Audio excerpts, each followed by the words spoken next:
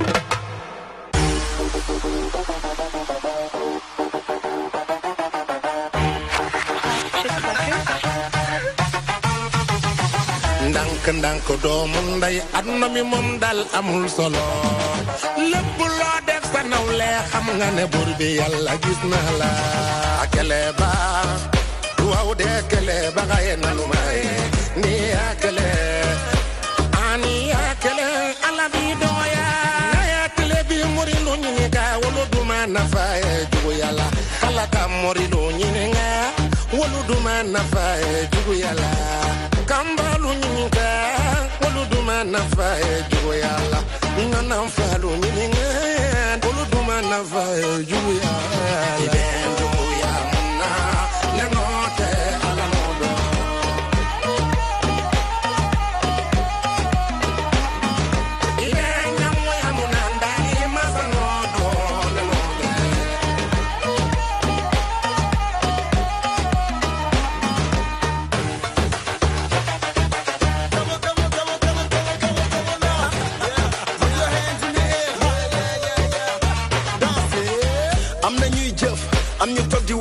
nit ku tëdd bëgg a raw boppam lay nax même Bombardier du daan xale bu yàlla faral wutal marchandise comme tekki lépp la la jaral nanga nangu li am ci jaamu yàlla la bokk bur bi ñi muy fay xol yu bon yi duñ ci bokk àdduna amul solo man ak yow duñ fi des soxor baaxul ji bi wax leen lépp day wees kantonga sarama yàlla ibi ñangu yamuna kantonga jëli mandi yàlla idumbe njugu yamuna anafa nafa yo ne du man nafa jugu yàlla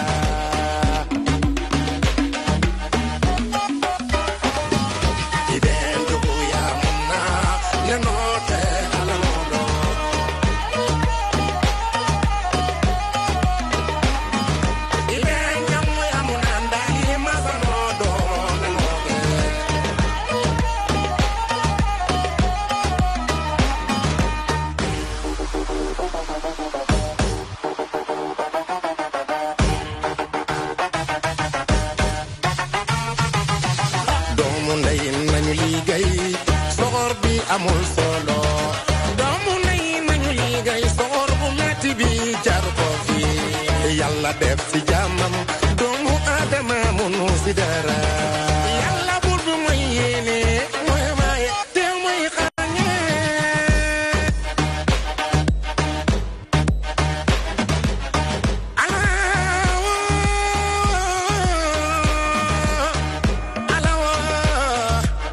ala kañi def Senu jomana perese dunia tegela ibesara juguche iben jugu ya muna nenote ala lodo iben nyamo ya muna ndali masanodo nenote iben jugu ya muna foba ala lodo nenote iben jugu ya muna nenote ala lodo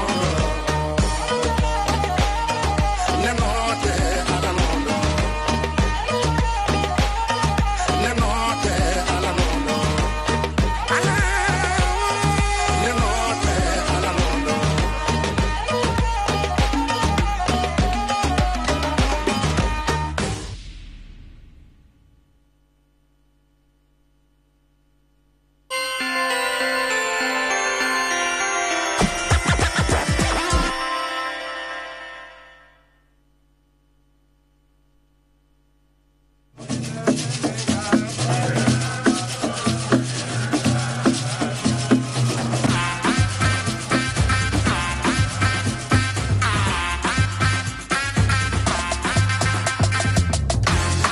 yàgg nañ ma wax ay mbiram waaye gaw ma ko woo ma dajeeg moom face to face ma mel ni ku ñu dóor ma ko doo ndekete uurul ay nii am na fii ci kaw suuf leer gu mu àndal ni ëpp na mu ne ko romb te gestu woo xool ko te miiru loo yaa ngi xoole te gestu loo si da nit la bro dafa ànd ak caas fu mu romb bay fa trace et la classe quoi qu'elle passe allez mi dafa nice nice nice nice nice nice nice nice nice nice nice oye gida yo taru taru taru taru taru taru taru taru taru oye gida yo allez mi dafa nice nice nice nice nice nice nice nice nice nice nice oye gida yo taru taru taru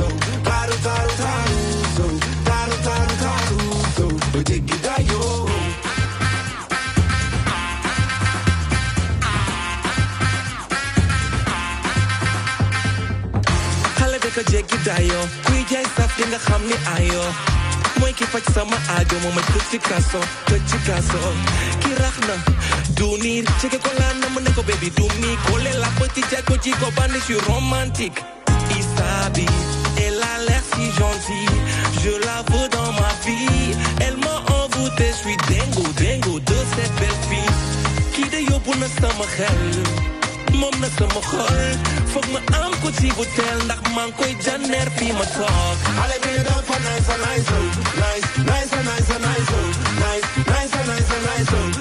ba yeggi dayo taru ba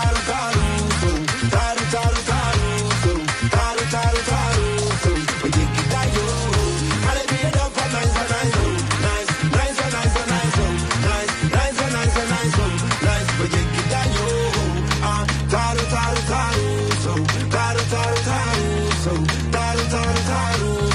yeggi dayo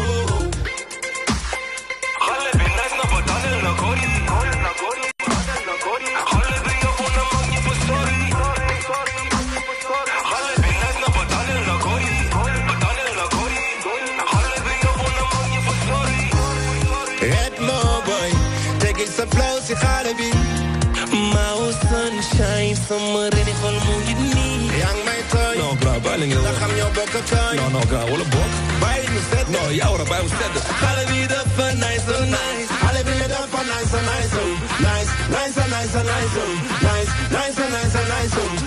ba jéggi dayo taru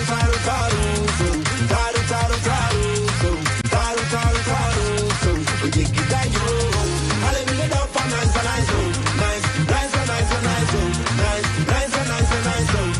ba jéggi dayo taru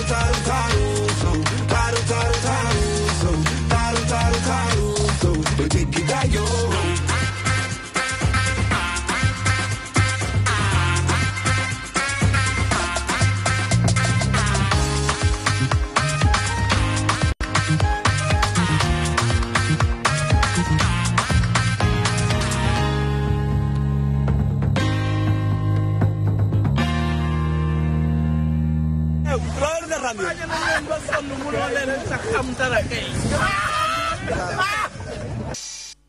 Yeah.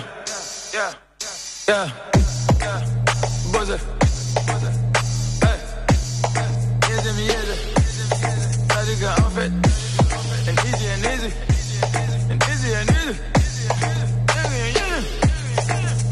Hey. Game be like if sunset daddy want my Lucy summer yawn. Gizo guma jaral mangi moytu sama bob. Bobo legi ñew nañ dem na ñangi jene finger talk. Prove it rek ba kenn dootu la ma ci lu muy woo. La boca. This pay my money. Si no na la noca. La boca. Pásame bendo di que na el lengo es la vida loca. Plata o plomo. Noto di plomo. Hey, accéléré na se défaite nga dundu ko slomo. Niggas ci hood bi gën a taxaw poto. La vie de loco mooy shampoing ak omo. Ay monton loto ci biir benn loxo. Ay bon ñu sadik boy day ànd ak toxo. Waxtaan ak ñoom maa gën a ñuul fi boy kon foog sa choco. Hey, may ma boy may lekk ak ñoom ci restaurant chic di dànq à loco. Hey, boy ma dàq den sol moi ka. Ay collé serré ka perdre la taka. Fi mënul lëndëm tànk maa ngi tàkk boy yaa ngi seras and ñu génne paak. Découpé MC boy omzo tam ñu ubbi dibiteri caay MC par kilo mariné seen jiko solal seen manageri ay string en nylon le Highlander parcours en Dylan Codel pendant 1000 ans ak disa yu millions de pilons et ni l'un ni le bonus ouvrir sa boca sinon dañ koy anesthésier comme la coca. Hey, si my killer fuck every day man may faru rap bu épicé rappeur yaa ngi jéem a jaay lu saf kon la bëgg ñu doon bay à part mes épiciers léegi ñoo leen bay waxtaanal ni ki si ñi may xool ci ma laaj kan la ñibbisi dama làkk français bay ba doyal léegi jël wolof bi confisqué. Game be like if sunset daddy want my Lucy summer yawn. Gizo guma jaral maa ngi moytu sama bob. Booba léegi ñëw nañ dem na ñaa ngi jene finger talk. Prove it rek ba kenn dootu la ma ci lu muy woo. La boca. This pay my money. Si no na la noca. La boca. Máximo bendo di que na el lengo es la vida loca. A Buzzer. C'est-à-dire que café capitano man la Raoul gaynde gis ma yoxu miaw gane kaw au premier gaaw 1 million dans les poches juste au cas où fils man la BCAO bu dee daw la ñu jaay José Fodé bu dee flow la ñu jaay caché 1 million su coole ñu bay man tata Vivi moo may wooye ni jaay homo en moyenne mettez mon fils j'ai les moyens plus que tous mes instructeurs boy yaa ngi ceene si koñ bi di talay doublé ba mel ni meilleur buteur boy mieux am na diplôme am yëg boppam ni mère bu saaga ndey doomam aucune option c'est la fuite marche rappeur ga seeni seen fête mooy le 8 mars bay ma xel nga nekk borom bopp samay douze doo ko gis si horoscope torox nopp fresh to def ba Europe loox jëlal toof mën ak rap comme war ak doof wax ma ani góor ak loox door ak loof mën ak ñoom comme door ak wax sport ak dox léegi xeeb na jolof trop rap gal seen a ëpp caas ngor ak yoof fils wax ma lu tax sa grand-mère ma grand-mère n'épargne qu'une grand-mère waa si presse samay son duñ ko gëmme nee na ñoom julli rek lañ ma xamee maa ngi téléphone ak sama avocat gel bu ànd ak forme bouteille lu coca si tim bi ñëpp mën a coacher la roja no jutu gang motherfucker game bi laa def sans intérêt wax ma lu si sama yoon sika guma jaaxal maa ngi moytu sama bopp booba léegi ñëw nañ dem na ñaa ngi jeene fi nga toog prouvé rek ba kenn dootu la ma ci lu muy woo la boga please pay my money sinon na la noka la boga Profitez de cette promotion exceptionnelle de Noël et de fin d'année. Du lundi 11 décembre 2017 au vendredi 5 janvier 2018. Première offre pour 3 mois d'abonnement à 10 000 francs CFA seulement. C'est-à-dire 2 mois plus 1 mois offert. 4 mois d'abonnement à 15 000 francs seulement. 3 mois plus 1 mois offert. Pour la deuxième offre, un décodeur plus une carte plus 3 mois à 25 000 francs seulement. C'est-à-dire 2 mois plus 1 mois offert. Pour la troisième offre, un décodeur plus une carte plus 6 mois d'abonnement à 40 000 francs seulement. Et pour la quatrième offre, un décodeur plus une carte offerte pour tous les souscripteurs à une année au prix de 60 000 francs CFA. Antenne plus installation offerte uniquement à Excaf. Avec Excaf Télécom et la TNT, le meilleur reste à venir.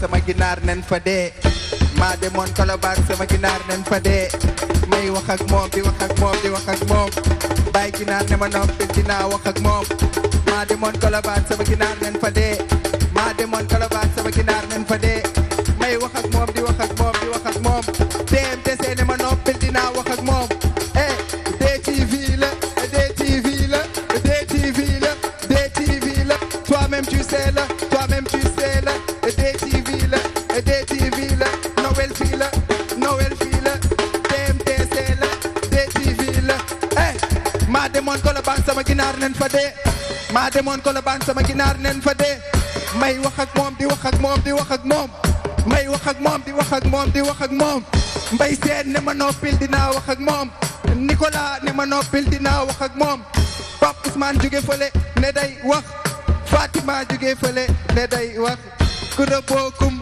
Awa Badji Maam Jaara DMTC maa demoon Colobane sama ginaar nen fa dee may wax ak moom di wax ak moom di wax ak moom may wax ak moom di wax ak moom di wax ak moom waa DMTC kaay leen fii ñëw leen acca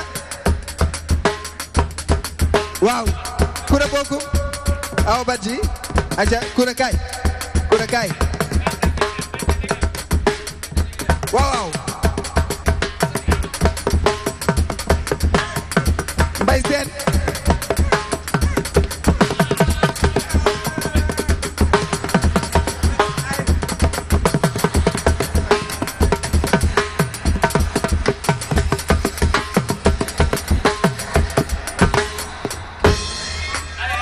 Noël tout simplement. Petit papa Noël, quand tu descendras du ciel avec tes jouets par milliers, n'oublie pas mes petits souliers.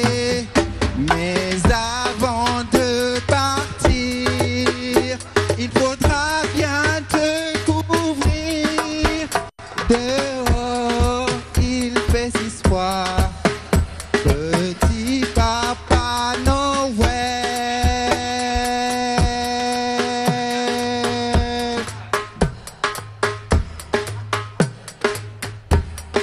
Kewelo, Kewelo, dama ni bu dara set na le pi yëngu bu dara set bu dara set na le pi yëngu bu dara set lay lay la la tàccu leen lii fekkee leen lii ay ku ci tàccu doo amee loxo de ku ci sar xoole doo dee mani Nicolas nay nooy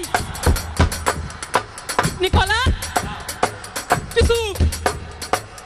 suuf fa suuf et dama ni TMTC I love you TMTC I love you Ana Mansour Sall I love you Jupiter Diagne joyeux Noël tàccu leen lii fekkee leen lii lay lay la la I don't care TTV I don't care Nicolas yow na moo dara Pa Ousmane yow yaay buzz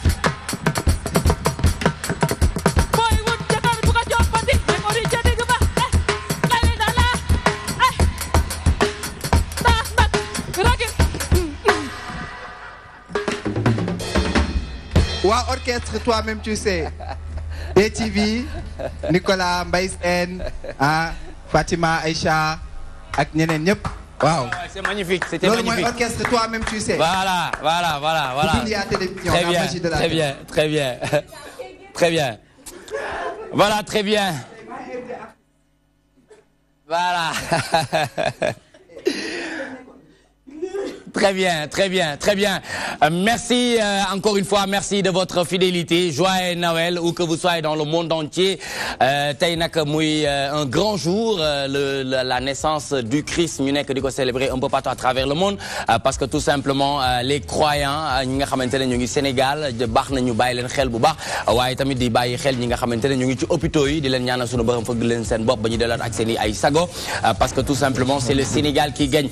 ñu ngi nekk ci li nga xamante ne mooy jeexitalu at bi muy 2017 ñuy ñaan 2018 bi nga xamante ne mu ngi xeeñ sunu borom dugal ñu ci jàmm ak salaam, waaye di def mention spéciale à toute l'équipe de la DTV bi nga xamante ne démb ñu ngi liggéey bu mucc ayib ci fête de minuit bi ñuy def foofu ca paroisse Saint-Paul de Grand-Yoff. Donc ñu ci remercier bu baax les croyants yi nga xamante ne ils sont venus nombreux pour assister à cette messe de minuit. Donc tey naissance du Christ la ñu wax, am nañu ay chroniques yu am solo yoo xamante ne dinañ ci waxtaane. Fatima bébé Aïcha Bokoum borom bébé maman mu ngi fi, moom it dina ñëw indi participation ci li nga xamante ne moom mooy Noël. Maam Diarra gis ngeen ko léegi nii, di ngeen gis Koura Bokoum, di ngeen gis Awa Badji, mais aussi Mbaye Sène parmi nous comme ni ñu koy tàmm di defee tous les lundis, mercredis et vendredis. Du yem rek ci sport, Pape Ousmane Cissé moom tamit du yem tamit ci actualité politique et sociale, ba ci ki nga xamante ne moom mooy Mohamed Thiam moom tamit tey dañu ne joyeux Noël. Donc ñuy souhaiter joyeux Noël à tout le monde, parce que tout simplement c'est une excellente fête. Démb ñu bëri fàtte passé nañ ko en famille, donc ñu passé ko en belle famille, ñu gisanteeg suñuy goro, suñuy xarit, suñuy am di jàmm. Donc ñu mu nekk daal loo xamante ne ku ci nekk kontaan na ci bu baax. Donc li ñuy def tey mooy Mayna dinañu ànd ak moom ci deuxième partie mi nga xamante ne c'est une voix sûre de la musique africaine, parce que world music lay def avec sa guitare bien sûr. Tout à l'heure dinañu ànd ak moom en deuxième partie. ñu ngi xaar Saliou aussi moom tamit mu ñëw def mëninam, mais Pape Ousmane Cissé ci bés bi daf ci ànd ak monsieur Abou Mbaye. Abou Mbaye nag mooy président du mouvement Rëccu Fal Macky, waxuma ko moom moo ko wax Abdou Mbaye, président du mouvement Rëccu Fal Macky, membre de la coalition Manko Wattu Sénégal. Moustapha Seck moom tamit mu ngi ànd ak ñun, muy responsable APR foofu ca Touba, moom it mu ñëw ngir ñu waxtaanee li nga xamante ne dafay soxal dernier virage d'un septennat, la détresse continue pour le régime du président Macky Sall. Beauté esthétique et bien-être muy Koura Bokoum dina ñëw waxtaanee histoire ak célébration. Ki nga xamante ne mooy Fatima Aïcha Adja Bokoum dina ñëw ci l'impact de Noël sur les enfants Mame Diarra moom it mu ñëw ne Maman Noël cadeau pour les enfants handicapés d'abord donc mu nekk lu am solo donc léegi nii dinañu yaatal waxtaan bi parce que tout simplement Mohamed dina ànd ak ñun ci actualité de l'internet waxtaanee polémique sur les 200 milliards des biens mal acquis Ousmane Sonko dément Mimi Touré d'après Dakar Actu, n'est-ce pas Mohamed? Oui, tout à fait Nicolas, une information qui défraie le chronique pendant ce temps que ñu ngi nekk ci ambiance fête de Noël comme ni nga ko waxee léegi donc polémique effectivement sur une affaire de 200 milliards donc loolu dafa nekk une information qui a été beaucoup relayée par les sites mais notamment nos confrères de Dakar Matin donc recouvrement si bien mal accueilli yi nga xam ni ñu traque bi commencé woon nañ ko depuis bi nga xam ni président Macky Sall ci la nekkee ci nguur gi donc le leader du parti Pastef mi nga xam ni moom mooy Ousmane Sonko dafa jàkkaarloo ak ki nga xam ni mooy madame Aminata Touré mi nga xam ni moo fi nekkoon premier ministre donc ñuy waxum fausse information selon Ousmane Sonko il soutient que madame Touré raconte des histoires non la ko waxee d'après ni ko article bi ramené donc parce que tous les dossiers qu'elle a cités notamment celui de la Sonacos avec Jaber comme celui de DP World bu Karim Wade boobu tam déggoon nañ coow yu bëri yi mu fi àndoon mu ne ces dossiers n'ont absolument rien à voir avec la traque des biens mal acquis et même le scandaleux dossier de ArcelorMittal donc moom dafa remettre en question effectivement lépp li nga xam ni kooku di madame Aminata Touré wax na ko jëm ci donc 200 milliards yooyu nga xam ni dafa nekk en recouvrement donc ci wàllum traque des biens mal acquis yi nga xam ni depuis bi président Macky Sall installé woo ci bopp nguur gi ba léegi donc ñu ngi ciy dox on pourra même lire plus tard que donc dans le budget de la loi de la finance 2018 dans le document qu'on appelle les dépenses communes, vous verrez le ministère des Finances a inscrit noir sur blanc que ces dossiers n'ont rien à voir avec la traque des biens mal acquis. Donc, mom, très bien. Merci beaucoup. Merci Mohamed Thiam pour cette première actualité de l'Internet. Si on se réfère à Dakar Actu, Mouy Wartane polémique sur les 200 milliards des biens mal acquis. Ousmane Sonko, qui est honorable député, qui dément l'ancienne ministre, bien sûr, de la Justice, Mouy Mimi Touré. Papa Ousmane, en commentaire. D'après Yao, Langa Diap, nekk ne Ousmane Sonko information yooyu la yor ba war a mën a démentir ki nga xamante ne moo nekkoon ci boppu ministère de la justice. Ousmane Sonko li mu wax dafa leer dafa ne bu dee ni loolu am na waroon na mën a feeñ au moins ci loi de finances rectificative bi buy wane ne carrément li ñu jël recouvrer ko au moins fii lañ ko dugal mais waxu loolu Mimi Touré ba mu ko njëkkee wax coow da cee judd mu ne je persiste et je signe su ma nee ku waxee loolu na génne preuve.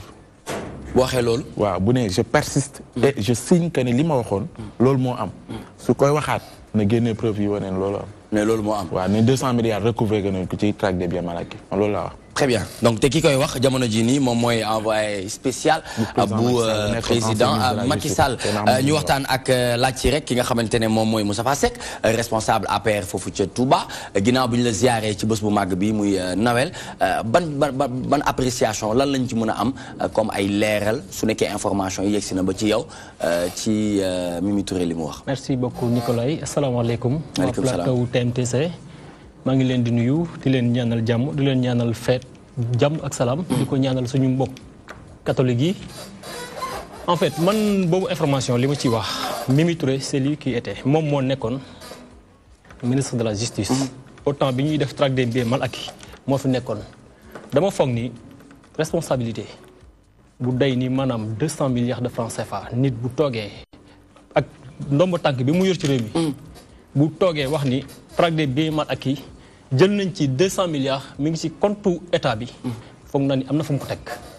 xëy na nag ñun mën nañu bañ a xam mën nañu bañ a àgg ci preuve yi nga xam ne si ni moom téye na ko. ba wax ko mais gëm naa ni bu ko waxee rek am na te xëy na bu ñu ko laajee preuve dina ko indi.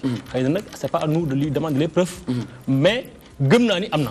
gëm nga ne am na. waaw yow ci lan nga sukkandiku pour wax ne. ci li ma sukkandiku dama jàpp ni ci sama bopp laa xam. parce que bu fekkoon ni man nekkoon le ministre de la justice ci jamono yooyu wala ma am benn ndomba tànk boo xam ne si ndomba tànk ministre la xale mi maa wax loo xam ne si nii damay laam-laam am na wala amul loolu du ma ko def. d'accord jàpp naa ni moom war na am conscience bu doy ni li muy wax. Sénégalais yi war nañ ci mën a am lu leer nañ. Très bien mais Abdou Mbaye yow mi nga xamante ne yaa jiite mouvement Rëccu Falmaki nga bokk ci coalition Manko Wattu Sénégal tey Mimi Touré ak dayo bi mu am ak poste yi nga xamante ne jot na ko exercer fii ci mim réew su waxee ne jot nañu recouvrer lu tolloog 200 milliards de nos francs CFA ci bien mal acquis xel war naa mën a dal war nañ ko mën a nangul. jërëjëf Nicolas maa ngi lay remercier bu baax ci plateau bi je pense que ne régime bi dafa nekk régime bi nga xam ni dafa yàgg génn di def ay sorties ci ay chiffres te chiffres yoo xam ni boo xoolee maanaam ci dans le fonctionnement de l'État doo ko gis du am benn mandarga. Comment. dafa nekk benn régime bi nga xam ni toujours dañuy leurrer Sénégalais sur des chiffres 200 milliards bu ñu ko waxee rek Sénégalais yu bëri dañ naan ñi de liggéey nañ bu ñu nax Sénégalais yi naan recouvrer nañ 200 milliards damay ñëw ci xalaatu Ousmane Sonko li mu wax dëgg la bu doon réellement dañoo recouvrer 200 milliards. waroon na am benn loi rectificative buy wane ne kat lii kat am na soppite buy ñëw maanaam ci kopparu finance publique bi comprendre nga mais loolu amul. aussi xam nga nit aussi boo yoree réew da ngay respecter vraiment ñi nga jiite. dafa am kenn ku fi manqué respect. je pense que ne Macky Sall ak régime am respecté wuñu Sénégalais yi. Comment ça. parce que aussi xam nga traque des biens mal acquis loolu Sénégalais yi ñoo ko santoon Macky Sall. c'était une demande sociale. loolu Sénégalais yi ñoo bëggoon vraiment ñi fi toogoon daal di leeral nan lañ utiliser woon koppar bi ñu leen dénkoon. mais loolu bu amee damay ñëw ci kaawu Karim Wade libéré nañ ko ba léegi est-ce que Macky taxaw na ne lii ak lii moo tax ñu libéré ko dafa fay wala lii ak lii te pourtant lépp lu muy def il est censé de le faire pour nous rendre service. D'accord mais loolu amul. Très bien mais ba ci léegi 200 milliards yi. li ñuy laaj muy Mimi Touré na indi ay preuves yu leer ne vraiment. bu demee ba wax kañ dina mën a indi ay preuves. 200 milliards. très bien donc loolu dinañ ci dellusiwaat Abdou Mbaye. Abou Mbaye mi nga xamante ne moom moo taxawal fii Rëccu Falmaki Fatima Aïcha Bokoum tey on parle de 200 milliards de nos francs CFA ci bien mal acquis ci njëkk tàmbale bi li ñu doon wax mooy ay wàllum ay 6 000 milliards lu ci bëri lañ doon wax donc à 200 milliards de nos francs ñii ñoo ngi weddi ñii ñoo dëgg la yow ban jàngat nga ci def. dëgg la wala du dëgg li ma si jaaxal mooy il a fallu que madame Mimi Touré ñu invité ko ci benn rajo de la place pour mu mën a joxe bile information.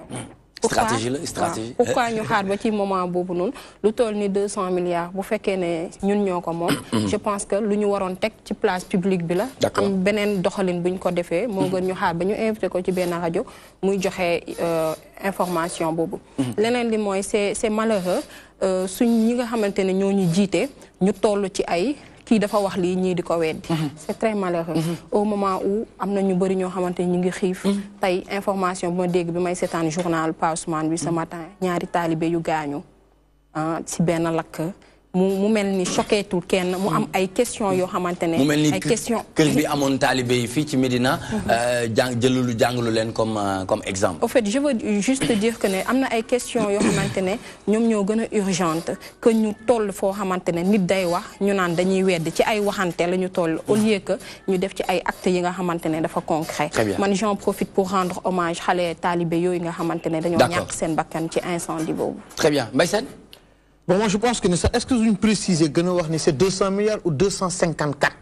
Je pense que c'est 254. Plus de 200 millions. C'est 254, et quelques milliards. On a dit que nous avons la traque des biens mal acquis. Il y avait une liste de dignitaires, à l'époque on peut dire du Parti démocratique sénégalais. Mais si nous faisons des mandats Karnani, ce fait quand nous avons une traque, nous faisons.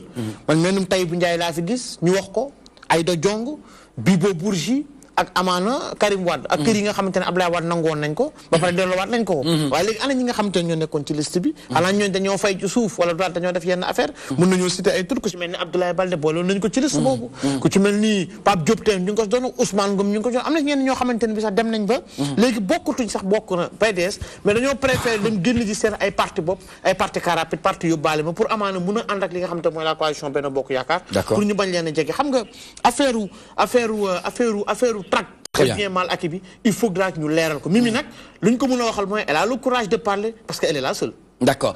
Très bien. Maintenant, nous rentrons dans le vif du sujet pour parler de l'actualité. Muy dernier virage d'un septennat. La détresse continue pour le régime du président Macky Sall. Nga am na ñaari gan ñu am très rapidement 10 à 15 minutes pour mun ko waxtaanee rëccu fal Macky ak APR. waaw ma njëkkee ci rëccu fal Macky lu tax ngeen rëccu. waaw rëccu fal Macky boo ko gisee maanaam ñun dañoo yaakaaroon ne Macky Sall bu ñëwee dina soppi lu bëri ci Sénégal mais ba mu toogee léegi je pense que ne 2017 sax la waroon jeexal mandat mais yokkal nañ ko ñaari at pour mu mën a liggéey mais ba léegi dara doxul vraiment Macky dafa wane ne kat vraiment dafa tële ndax koo xam ni yow légalement 5 ans nga waroon am nga organiser élection 5 ans yooyu noonu defoo lenn li nga xam ni kat sénégalais yi njorte woon nañ ko ne. yow balaa ngay rëccu sax yow ci lan nga ko fale. waaw Macky Sall man bokk naa ci ñi ko fal. te bañ koy fal. dañoo nekkoon ci benn situation. je pense que ne M23. yéen ñëpp même ku ci demul tamit yëgoon nga ko te yëgoon nga ne ñun kat dañoo taxaw tem ne. Sénégal kat wax ñu ñaar ba ñett yi taxoon yow nga bokk ci ñi ko fal. ñaar ba ñett ci ay poñ yu taxoon nga ni man fal naa président Macky Sall wala boog sànni naa ko samay xob. sànni naa ko sama xob d'abord. si ba mu ne day wàññi nombre ministre. ok 25 ba mu ne non 23 la wax ba chàgg mu ni 25. 23 sax la wax. ok ak aussi impunité. Macky Sall moo waxoon bu ñëwee kat. du protéger kenn. voilà du am ay ku ma am ndey ak ku ma am baay ci justice bi. aussi ak aussi ndaw ñi dafa waxoon bu ñëwee. ndaw ñi dina leen jox xëy. 5000 emplois la diggee woon par at est-ce que loolu am na est-ce que dégg ngeen yéen ci seen entourage ñu jox benn ndaw liggéey. waaw d'accord yow est-ce que xam nga yow instant fi ñu toll ñaata xëy ñoo la ndaw ñu jot a am. fu mu toll nii yoruma nag. vraiment les stats. waaw booy rëccu nag day fekk nga am ci loo ko teg. non loolu c'est pas important. xam lu gën a xam nga naa la benn affaire. c'est important pas Ousmane. parce que objectif la woon yoo xam ne. ambition la woon. engagement la woon ne 500000 emplois.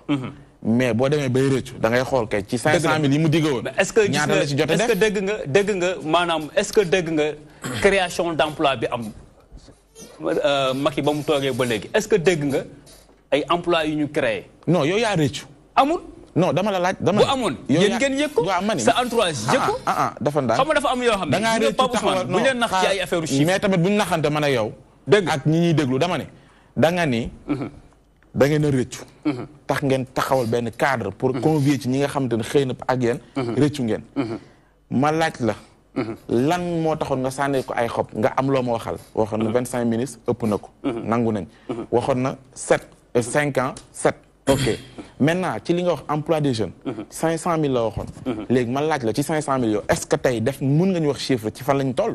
est-ce que ñoom génne nañ ne kat ñun ci wàllum. xëy ñoom tooguñu fi ñoom ñu ngi fi toog de dinañ waxal seen bopp de. mais yow laay laaj mais boobu ba léegi amul. 5 ans lañ wax. at bu nekk est-ce que dégg ngeen ñu ne at bii kat recruté nañ tel. waaw d'accord léegi kon loolu moo la rëccu léegi Moustapha jox ñu tontu. xam nga sëñ Mbaye bu fekkee da ngay ñëw si plateau yu mel ni plateau yi. sant bi balaa ñoo yaakaar ni man Mbaye comment. Ibrahima Mbaye Abou Mbaye sëñ Abou. boo dee ñëw da ngay wax loo xam si ni lu concret la loo xam ne ñi lay seetaan bu ñu ko déggee dinañ mën a ni lii kat gongo.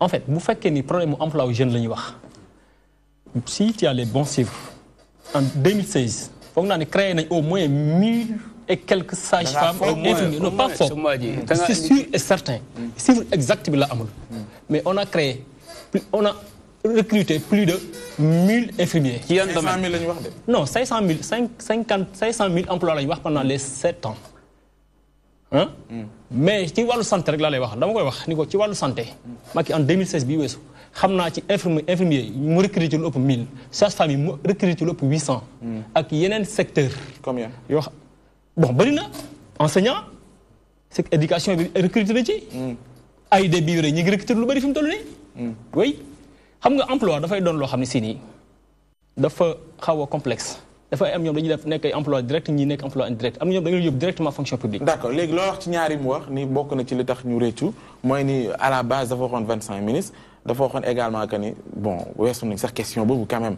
à affaire de 5 ans 7 ans. mais bon éléments yu mu joxe yu tax tey. waaw mais xam nga légalement Macky bi ñu koy fal légalement la wax léegi day 5 ans lañ ko waxoon ñun 7 ans lañ ko falal moom moo waxoon. ni man dinaa def mandat bi 5 ans. mooy yéenem daal. moo doonul yéenem mais nekkul ni Sénégal yi 5 ans lañ ko falal. 7 ans lañ ko fal. loolu bu ko fàttee. 7 ans lay ko Sénégal yi fal mu war a dem ba 2019 kon moom moo amoon yéene dina wàññi ci biir mandat bi 2 ans dem na bay li mu bëggoon mënu ko mu bàyyi ci 2 ans yi loolu kay y a pas d'inconvénient je crois. vraiment c'est grave man vraiment man dama je suis très inquiet. suñ demee ba benn ndaw APR. ndaw régime bi mënul sax maîtriser li régime am liggéey li gouvernement am liggéey tant de chiffres communiqué ko Sénégalais yi ne ci wàllum santé lii la ñu recruter ci wàllum éducation lii la ñu recruter je pense que c'est pas sérieux c'est pas sérieux te bu ñu demee tamit bu ñu demee tamit bayu jaawale ñaari mbir Abou tamit ndaw yi mel ni yéen xaaral ma reformuler benn question ndaw yi mel ni yéen tey dañu leen yaakaar ci réew mi dëgg la ci wàllu politique surtout niñ ko gisee depuis 60 ak léegi on a l'impression que ne amul rupture te ci rupture boobu noonu dañ ciy xaar ndaw yu mel ni yéen mooy ñu créer ay cadres yoo xam ne xëy na dina uuteeg yi ñu fi xamoon mais ci discours bi ak ci façon politique bi maanaam ci pratique politique bi mais ba léegi moom li muy wax ak li ngay wax mën nañ jàpp ni benn la parce que yaa ngi woon ci système bi benn la mais kon ba léegi tamit ñu ngi xaar baal ma ñëw gis nga Pape Ousmane ci façon politique gis nga régime bi dafa nekk régime bi nga xam ni régime chiffre la man moo tax sax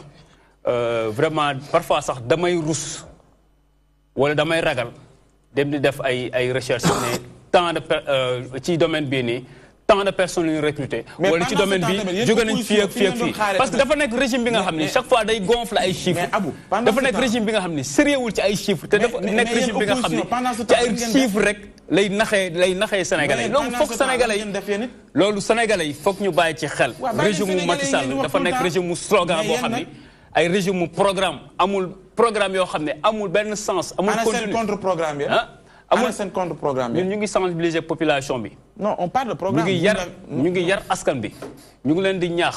ñu ngi leen di taxaw. ci lan je pense que ne moment bii nii askan bi boo leen taxawul woon. vraiment mu ñaaw. ci taxawaay opposition bi nga xamante ne tey yaa ngeen ciy taxaw. ana yan jéego ngeen def loo xamante ne tey. dina mën a dalal xelu sénégalais bi nga xamante ne mu ngi lay seetaan. ci Rëccu Fal Macky bi nga wax. waaw ci Rëccu Fal Macky dafa nekk benn mouvement boo xam ni mouvement wu jeune la.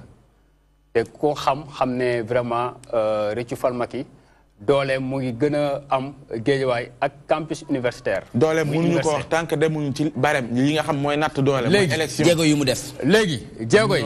lan la jot jéego rek. jéego yi maanaam ñun ñëw ñu Macky Sall liggéeyu rek ñu banque suñuy loxo ñun dañuy dugal suñu loxo ci éducation bi di def ay cours de renforcement. chaque année damay organiser ay journée de synthèse en philo. ak français.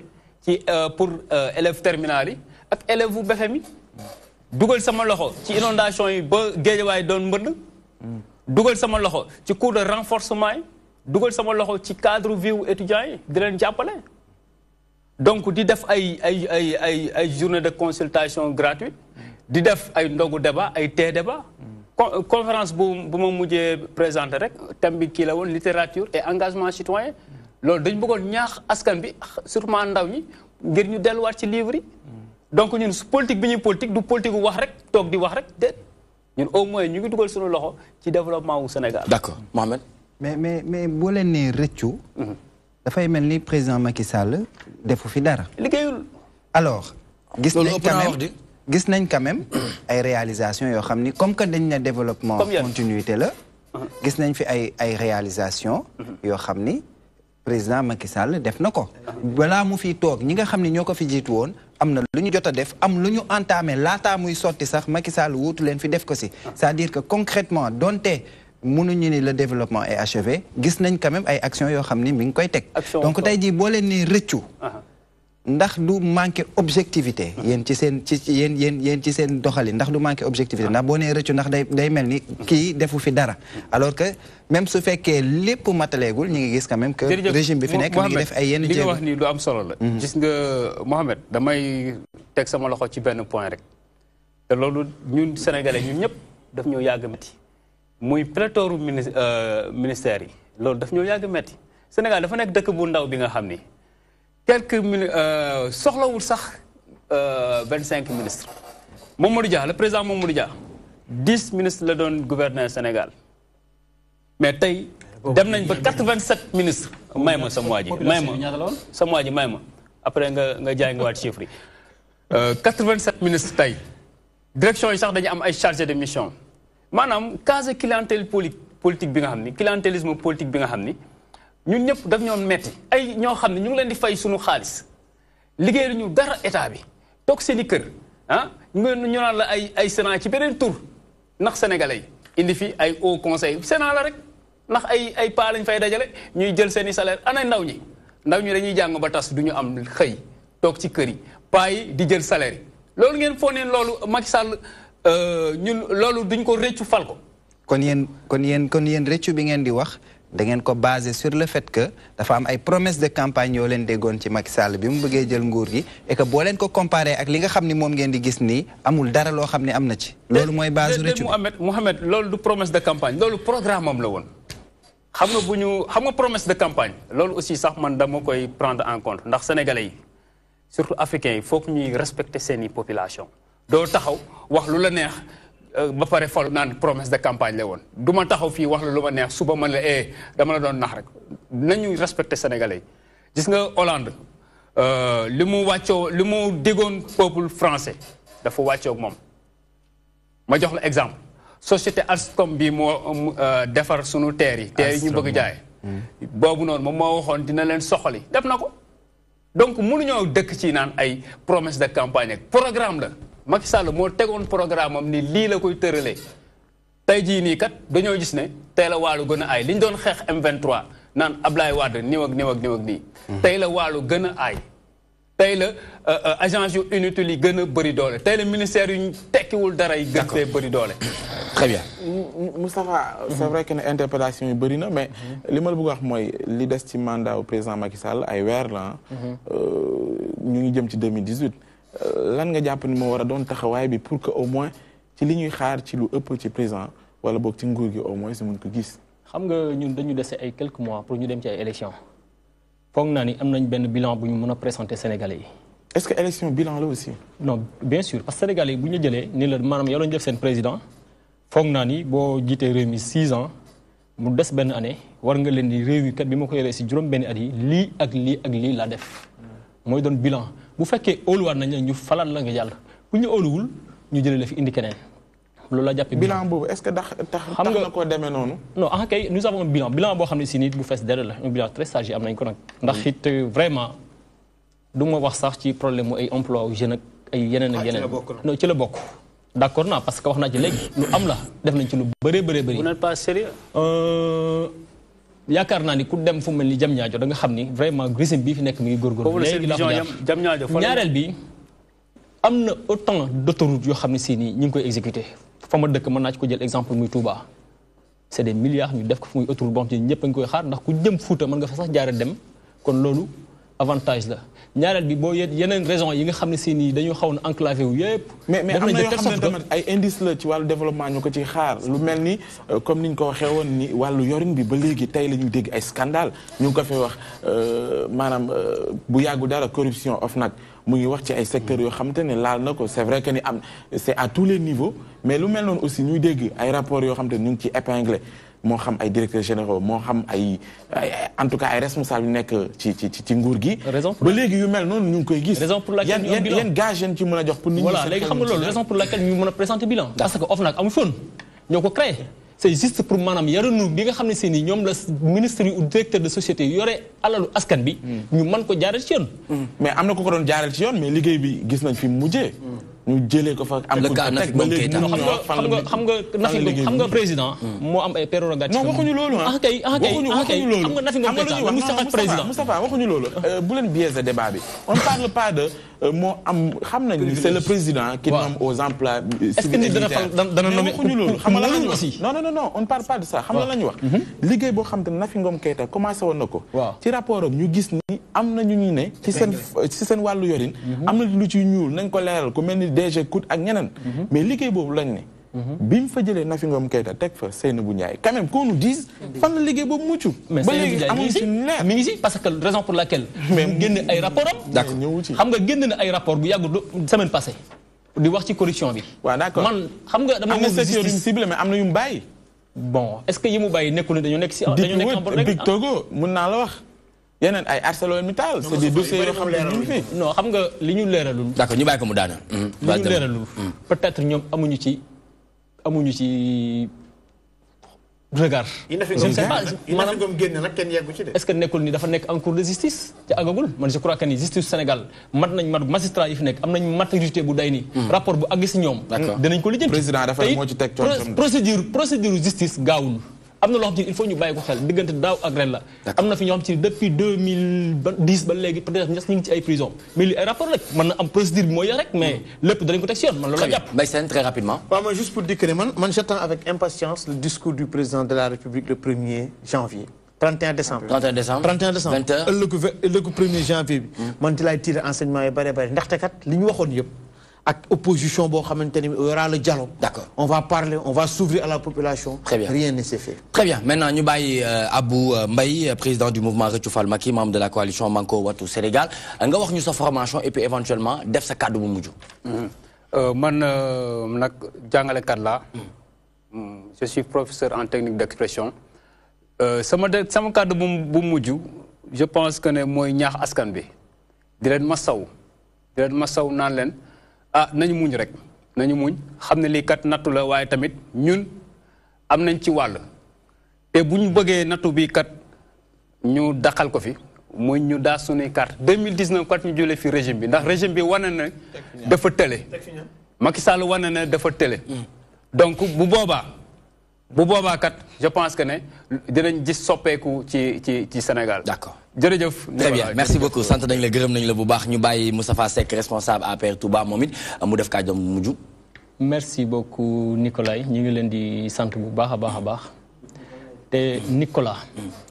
te vraiment di rafetlu plateau bi di leen ñaanal jàmm. di leen ñaanal année 2010 bu dàq bu 2017. te et puis am nañ ci yaakaar. amiin yaa rabbi. en fait le président Macky Sall il faut ñun ndaw ñi ñu jàppale ko ci li nga xam ne si ni moom la. engagé ndax dafa am ay engagement yoo xam ne ñun la koy liggéeyal ku gis ni Ndakaaru gii ñu nekk nii ni ñu koy defaree ku ne xam na ni maanaam du ñoom mag ñooñu ñu fi nekkoon ay depuis 80 mais ñun jeunesse bi ñoo koy utiliser ëllëg bu yàgguloo Ndiaye ñu ngi inauguré benn hôtel de 5 étoiles à Diamniadio muy hôtel bu rafet ak yeneen infrastructure yoo xam ne si nii yu dëppoo ak jamono la boo demoon Maroc tey jii wala nga dem Paris yi nga fay gis moom nga gis fii loolu nag vraiment c'est des avancées très significatives. Absolument. Waaw. Très bien. Vraiment. ñu ngi lay sant di la gërëm bu baax a baax nous continuons toujours en beauté dans Toi-même tu sais le rendez-vous incontournable qui se déroule de 17h à 19h et tout de suite nous vous proposons une page de pub le temps d'accueillir d'autres invités sur ce plateau c'est maintenant.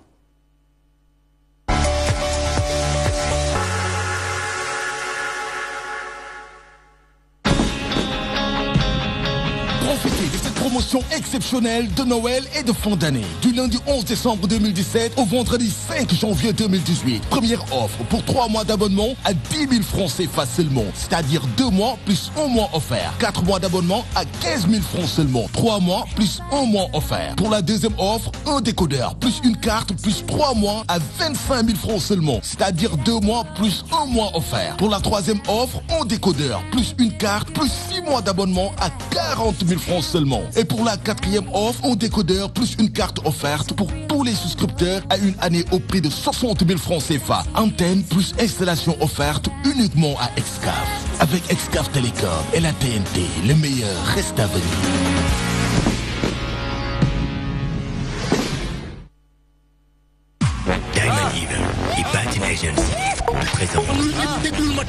Le prince de l'afro-trap MHD, Aya Nakamura, la princesse du R&B.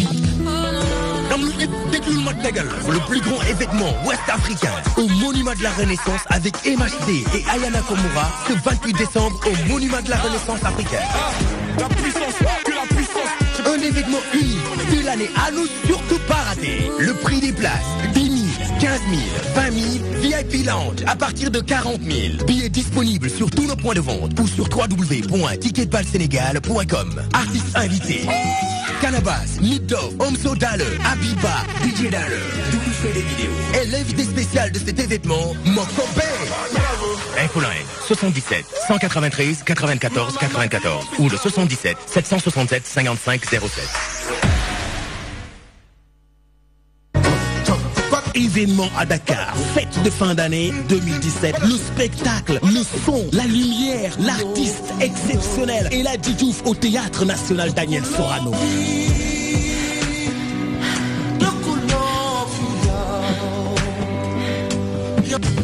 spectacle tant attendu. Oui, Sénégal mieux peut donner rare arrivé où l'artiste El Hadji Diouf pour un spectacle exceptionnel comme chaque année. Ce samedi 30 décembre, oui, ce sera toujours le grand rendez-vous des élégants, des raffinés, des amoureux du spectacle. Le spectacle, le son et la lumière. Attention, le rendez-vous ce sera avec El Hadji Diouf.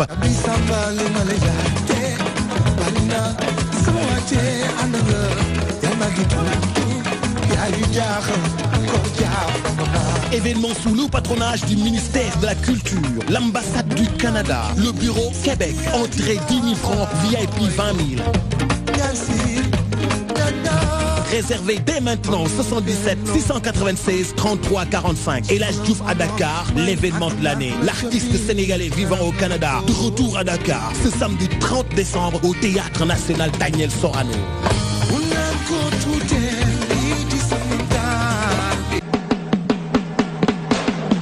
mbokk Serigne Modou Niang le promoteur de l'alternance dellusiwaat na ci stade Iba Mar Diop 4e édition drapeau soxna na fi Fallou Fall jigéen ju mën góor ñu ni combat bi kan moo koy bëree 6 ans borom technique bi école de lutte Boy Niang la fekk baax kan la war a dajeel Vandam xaleb jaxaay bi Serigne Modou Niang ni yam ma foofu de Yandaan numéro 2 parcelle mbooloo war a dajee Boy Dioum lébu gi la fas yéenee takkoo Pape Diané waalo la fekk baax war a dajee Tali bi Ndakaaru lay jóge takk ndeer yëmbal mbooloo war a dajee kan Dunjaay Kumaroos Pikine lay jóge caatu yaraax menn mi yaraax lay bàyyee ko war a dajee kan Aliou Remarque école de lutte Lamsar Boy Joola école de lutte tay si nga lay jóge Bébé Dias lay dajeel war a jóge ca Waalo Boy Dieng école de lutte Bunaama lay bàyyee ko war a dajee kan Moussa Thiéré Ramdan lay jóge zoo technique école de lutte Kër Mbay Fall lay jóge war a dajee caatu Boy Niang Pape Diop Baston lay bàyyee ko leer gi école Daaru Gëm sa bopp lay bàyyee ko war a dajee caatu Sibi Ramdan lay bàyyee ko caatu Sarko war a dajee Joomaay école de lutte Colobane tey Serigne Modou Niang fukki combat ci benn bis du ñan ñoo ko war a gunge ci sponsor yi ñu ni Sococine Sanar assurance soxna na fi Fallou Fall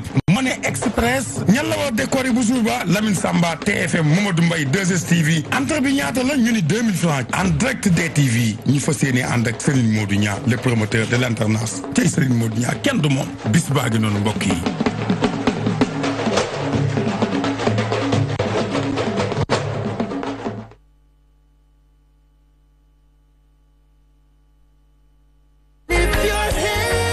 Reggae music isn't something you hear, it's something you feel. Rasnaron Productions présente Dakar Reggae Festival, le premier festival international de reggae au Sénégal, du 21 au 26 décembre, avec la star de la Jamaïque, Jah Cure, en live. Dakar Reggae Festival, coopération nord-sud entre Dakar et Ziguinchor. Au programme de cette première édition, ce 26 décembre, à la place du souvenir africain, un live avec Jah Cure, Jah Books, Mickey Ras de la Jamaïque et Dread Maxime Amar, Tim Shell Band, Ashraf 30, Mr. Gas, Aziz Boukot et le Jamo Band et plein d'autres artistes reggae sénégalais. Entrée unique 5 000 francs, 10 000 francs, VIP 25 000 francs. Ticket disponible en ligne sur Expat Dakar et musicview.com. Infoline 77 573 43 92. En collaboration avec Diaspora Festival Gambia, DJ Las, Angel Vibes et Boombless Family. Dakar Reggae Festival ce 26 décembre à la place du souvenir africain avec Jah Cure, straight from Jamaica, pour un Noël en folie et une fin d'année de positive vibes. Restez connectés à la page Dakar Reggae International pour suivre toute l'actualité.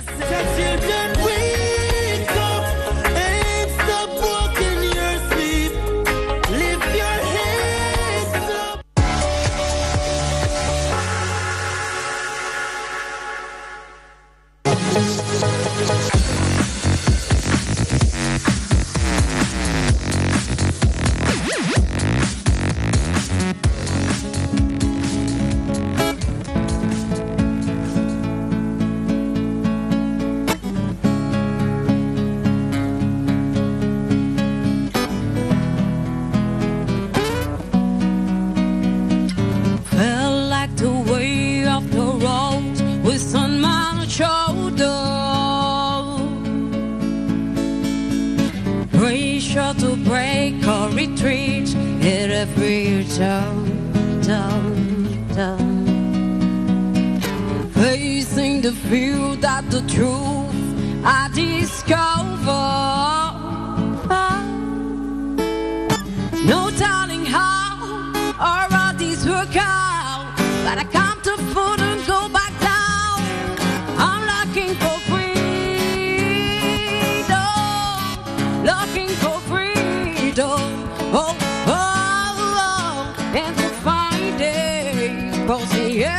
everything I am. Well, I am looking for freedom, looking for freedom. Oh, oh, oh, and to find it may take everything I have. I know of the world, it don't come easy. The chains of the world, they seem to move in time, in time, in time. I try to walk around, but the stumbling's so familiar. Try to get up, but this up is too strong. But I got a beat of wind in my bones. I'm looking for freedom, freedom. Looking for freedom, freedom. And to find it, 'cause yeah, the thing I have. I am looking for freedom, looking for freedom. Oh, no. And to find it may take everything I have. But there's always getting, always been hard, so hard. But if I do the face, this is the way I won't get far. Life has been very kind to me lately. Well, but I suppose it's a punch for moving on, on. In time, the sun gonna shines on me nice day, one day. I think I think good things I come on, and I ain't gonna not believe. I'm looking for freedom, freedom, looking for freedom, freedom, and to find it, 'cause everything I have. I am looking for freedom, looking for freedom, oh, and to find it may take everything I have. Well, well, well, well.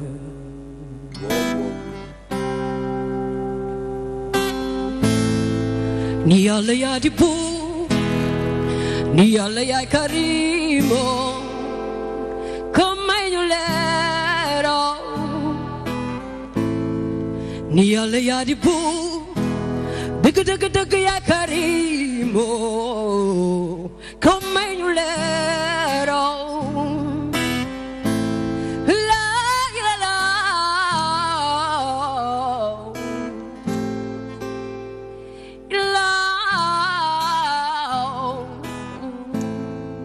Ni alle ya di bu, dig ya karimo, come you lero. Ni alle ya di bu, ni alle ya karimo, come you lero.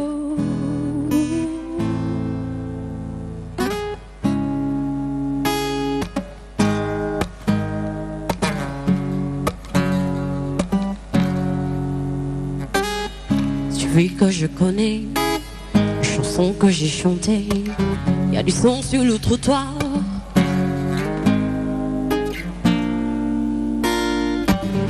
Celui que je connais, chanson que j'ai chantée, y a du son sur le trottoir.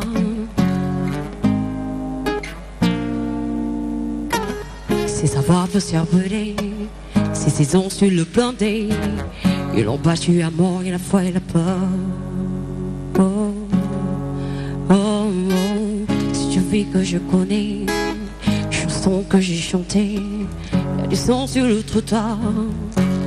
Oh, oh, oh, c'est la voix de Mandela, le tempo Dr. Fela. Écoute chanter la foule avec des mots qui roulent dans son cœur. De n'importe quel pays, de n'importe quelle couleur. La musique est un cri qui vient de l'intérieur. De n'importe quel pays, de n'importe quelle couleur. La musique est un cri qui vient de l'intérieur. No matter where you're from, music is so wrong. For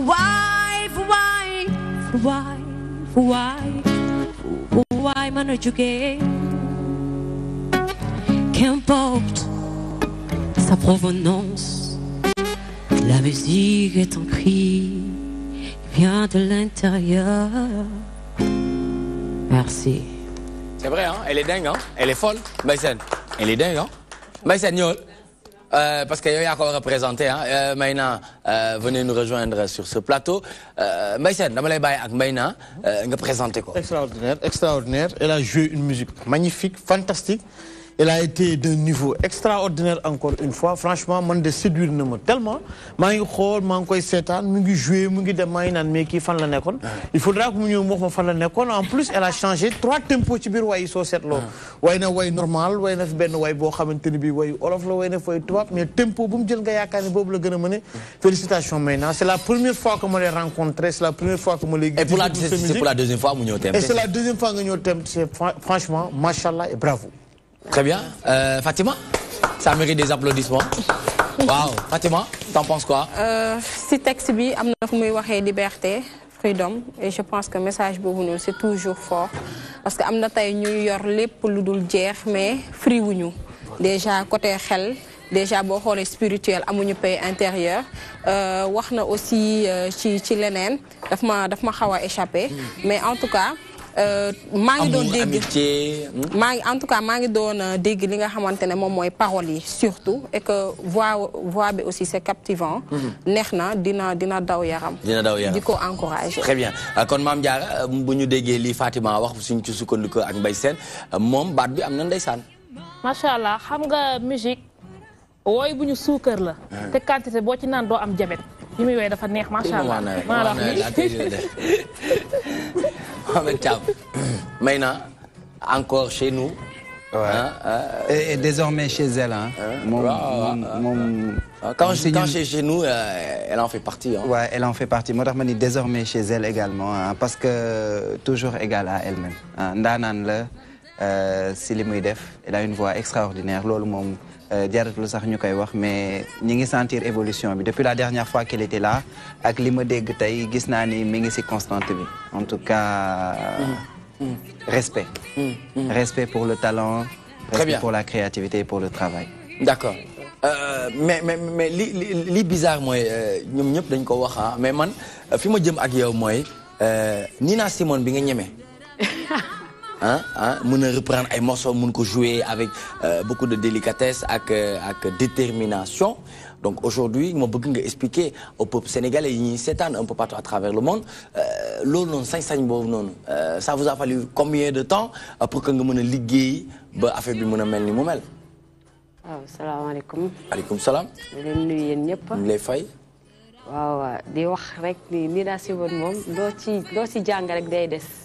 parce que nekkul lu nga xam te ni yaakaaroon naa ko relevé donc dafa toog ma déglu ko benn yoon ci benn way ku ko reprendre ma dem xool kii bi version originale bi du moom kese moo ko way déjà am na Hawkins aussi way na ko ma déglu ko way bi ma ne est-ce que lii dinaa ko relevé ma fexe toog xool accords yi dem YouTube dugg fu nekk. Parce qu'on l'entend même ci sous impression bi instant bi ni ñii seetaan ñu ngi koy dégg suuf xaw ma ndax yow tamit yaa ngi koy dégg. non maa ngi koy dégg. voilà daf ma jaaxal sax xaw ma si lii fi. C'est la magie hein.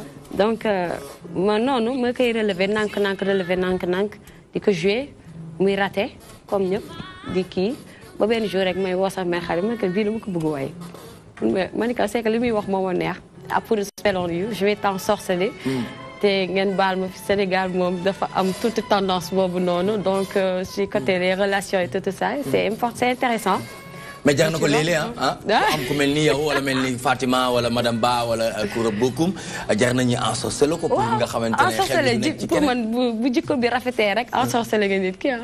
d'accord waaw bu jikko bi rafetee rek nga bëgg ka rek doy na. très bien léegi li ñuy def mooy. dañuy déglu sa bos. déglu nañu sa bos ba pare léegi dañuy déglu bu Nina Simone. oui yaay waaw dëggantaan bi ah ñu xool ko dellu si waat si plateau bi gën ko mën a yaatal.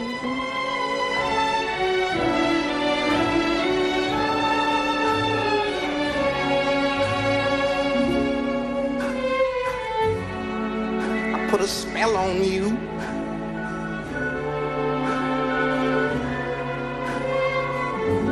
Cause you're mine.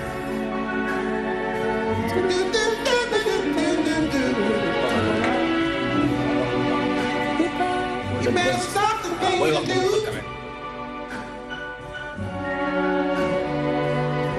I ain't lying.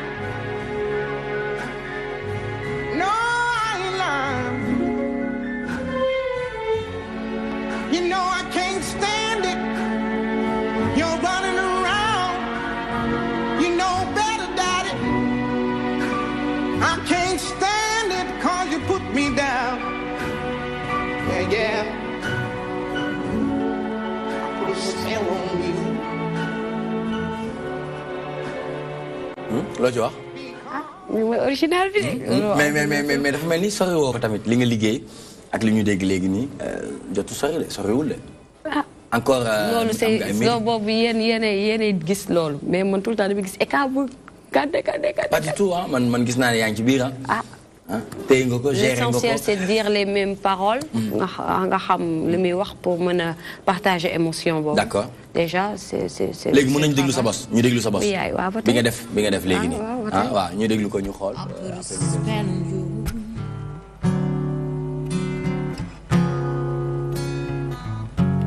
Cause you're mine.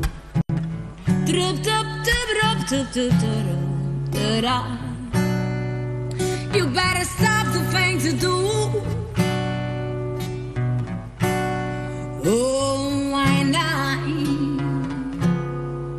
No, why not? You know I can't stand it. You're running around. You know better that I can't stand it 'cause you put me down. Yeah, yeah.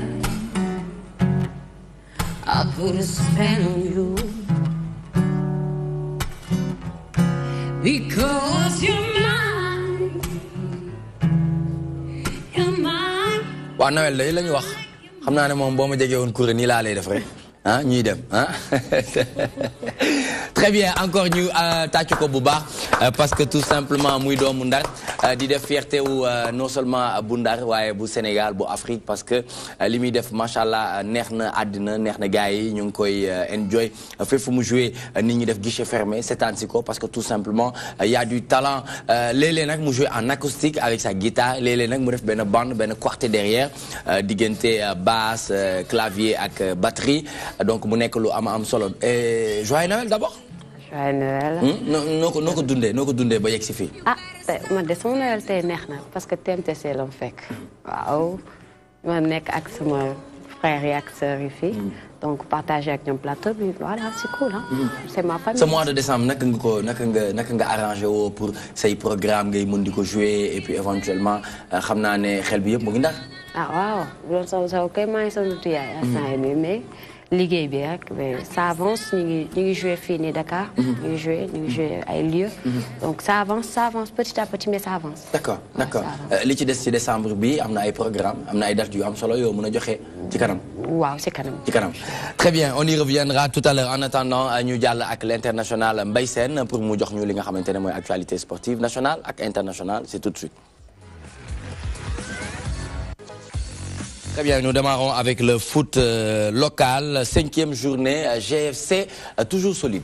GF toujours solide, Génération Foot, qui a battu Djambar. Et pourtant, on avait fait quelque chose, ben, nous focus Kerok la semaine dernière, par rapport à Djambar, à l'équipe Binga Khamanteni Momo GFC. On a vu que Génération Foot, solide leader du championnat national de Ligue 1, c'était la 5e journée. GFC qui bat Djambar 5-1, le Giraffe de Dakar aussi qui perd face à la Douane. Et de Gisnik Binga Khamanteni aussi, moi, NGB, moi gagné. Dakar Sacré-Cœur, excusez-moi, sur le score de 1-0, on voit que le championnat, il y a des buts cette 5e journée, mais on peut noter qu'on est toujours le leader et cette équipe de Génération Foot. Très bien, après Génération Foot, nous passons au Classico, le Barça efficace, un Real en zone de turbulence. Le Barça efficace, on l'a suivi, c'était au stade Santiago Bernabéu. Une première mi-temps, certes, pour dominer par les joueurs de Zinedine Zidane, mais on a vu une seconde mi-temps, il n'était pas du tout offensif, pâle, très pâle, dirais-je même, qui est Cristiano Ronaldo, on ne l'a pas vu, trop vu.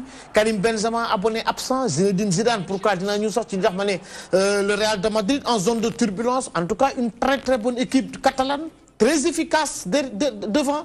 Disney première mi-temps, ils ont laissé le ballon au merengue, ils ont joué football ligne, mais Disney en seconde mi-temps, comme Messi, comme Luis Suarez, ou comme Alex Vidal, en remplaçant, Iniesta, ils étaient très très efficaces, pas du tout fantaisiste cette équipe du Football Club de Barcelone, mais efficace à la limite. Bravo à cette équipe catalane, mais Mounen Diaponi, concernant le Real de Madrid en zone de turbulence, après avoir gagné certes la coupe des clubs, la coupe des champions, la coupe du monde des champions, on peut voir que le match face au Paris Saint-Germain va être très très déterminant. Certes, ils sont en vacances, ils reprennent même le 6 janvier, 7 janvier, mais le 14 février, match bi nga xamante mo do sen digënté Paris Saint-Germain dina nek match important pour Zinedine Zidane ak Real de Madrid, car à 14 points du leader, y compris ben match en retard, yaakaaruma ni Real de Madrid dina dabati Barcelone ci xalaat bi ma yaakaaruma tuma ko.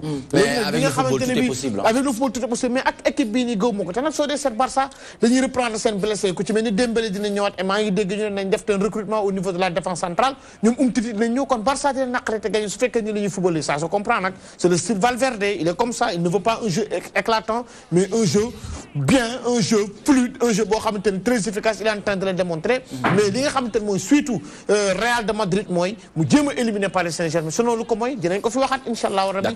Zinedine Zidane ce jour à la tête du club merengue selon compté parce que nak Real moy équipe bo xamanteni bi titre lañ gëmuñu ki gëm na ni su boba kon Zidane dootu yorati équipe Real de Madrid. Programme d'accord, ñu dem ci Premier League, programme au Premier League. di wax ne xam nga ñoom c'est le Boxing Day match yi nga xamante ne gis nañ ko ci mooy on va partir avec la régie dem ci li nga xamante ne moom mooy programme Boxing Day bi c'est demain li tax ñu ne sax Boxing Day mooy ñoom il joue pendant fête Noël yi il joue avant Noël li nga xamante ne moom mooy programme bi gis nga demain Watford day daje ak Leicester, Chelsea daje ak Brighton, Bournemouth face à Manchester United. On rappelle que ni avant-hier Manchester United a été tenu en échec par cette équipe de Leicester City de Claude Puel 2-2 à la fin. West Ham face à Burnley. West Ham, quoi on le dit, on passe directement à Cheikh Kouyaté et à Diafara Sakho.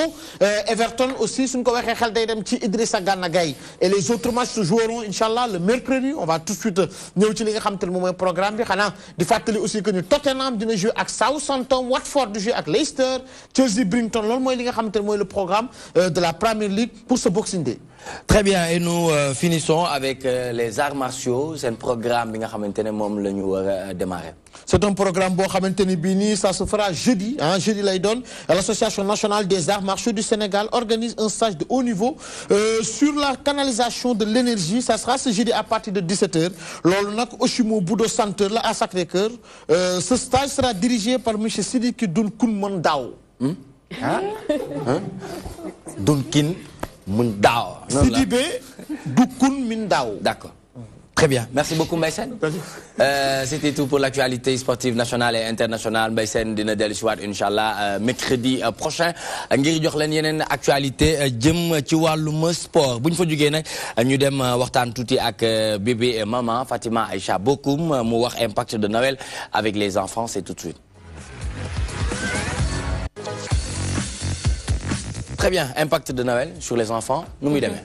xam nga déjà boo nee Noël dinañ la ne moom moo correspondre ak naissance su Jésus Christ dinañ la wax tamit c'est la fête des enfants mu nekk nag fête bi nga xamante ne c'est très très important déjà bu fekkee ne li jëm ci aspect spirituel bi c'est important moment la bi nga xamante ne dina permettre mag yi ñu waxtaan ak xale yi ci ki nga xamante ne moom mooy Jésus kan la nekkoon lan moo nekkoon mission sur terre lan la ko yàlla yónni pour mu wasaare ko ñun aussi autant jullit yi pour man lu war la ñu féete ko parce que Yeesu moomu mooy suñu Insa wala Issa ñun la ñuy wax c'est important tamit waa aspect religieux boobu noonu ñu xamal ko ñi nga xamante ne ñoom mooy suñu doom yi à chaque fois rek bi nga xamante ne Noël dañ koy fêter deuxième bi mooy le fait de se retrouver ensemble bu ñu nekkee ensemble pratiquement tous les membres de la famille ñoom ñooy nekkandoo papa yaay maam même ay membres de la famille yoo xamante ne sax kenn xamu leen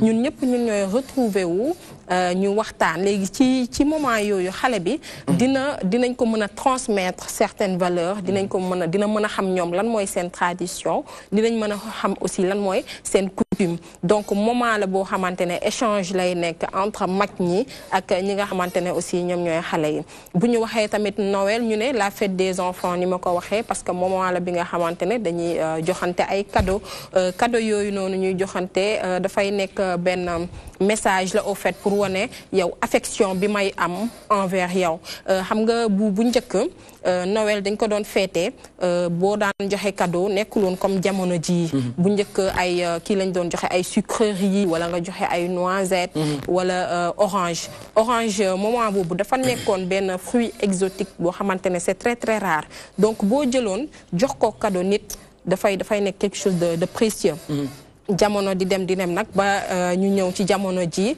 léegi xale dootul am benn cadeau léegi da ngay gis ne benn xale dina am en moyenne 6 ba 10 cadeaux donc nga xamante ne Noël kon am na impact bu baax a baax ci li nga xamante ne ñoom ñooy xale yi ba pare day permettre parents yi surtout que ci mbirum jàng bi Noël buy ñëw dañ koy féete naan bëgg naa kat nga jàng nga am moyenne tel bu ko defee dinaa la utal cadeau papa bu la ko diggee yaay diglu ko maam diglu ko kon je pense que boo demee école di nga def autant d'efforts pour que nga mën a am ay cadeau yu bëri aussi lu jëm ci mbirum mythe bi ou réalité parce que am na ñu naan kiiwul ce n'est pas normal ñuy raconter xale yi mythe bu loo xamante ne du réalité loo xamante ne dañ leen koy gëmloo benn nu ma ko mën a waxee un mensonge quoi loo xamante ne du dëgg mais man je me dis que non parce que niñ leen raconter li nga xamante ne moom mooy Père Noël la xam nga xale avant 7 ans dafay nekk ci pensée magique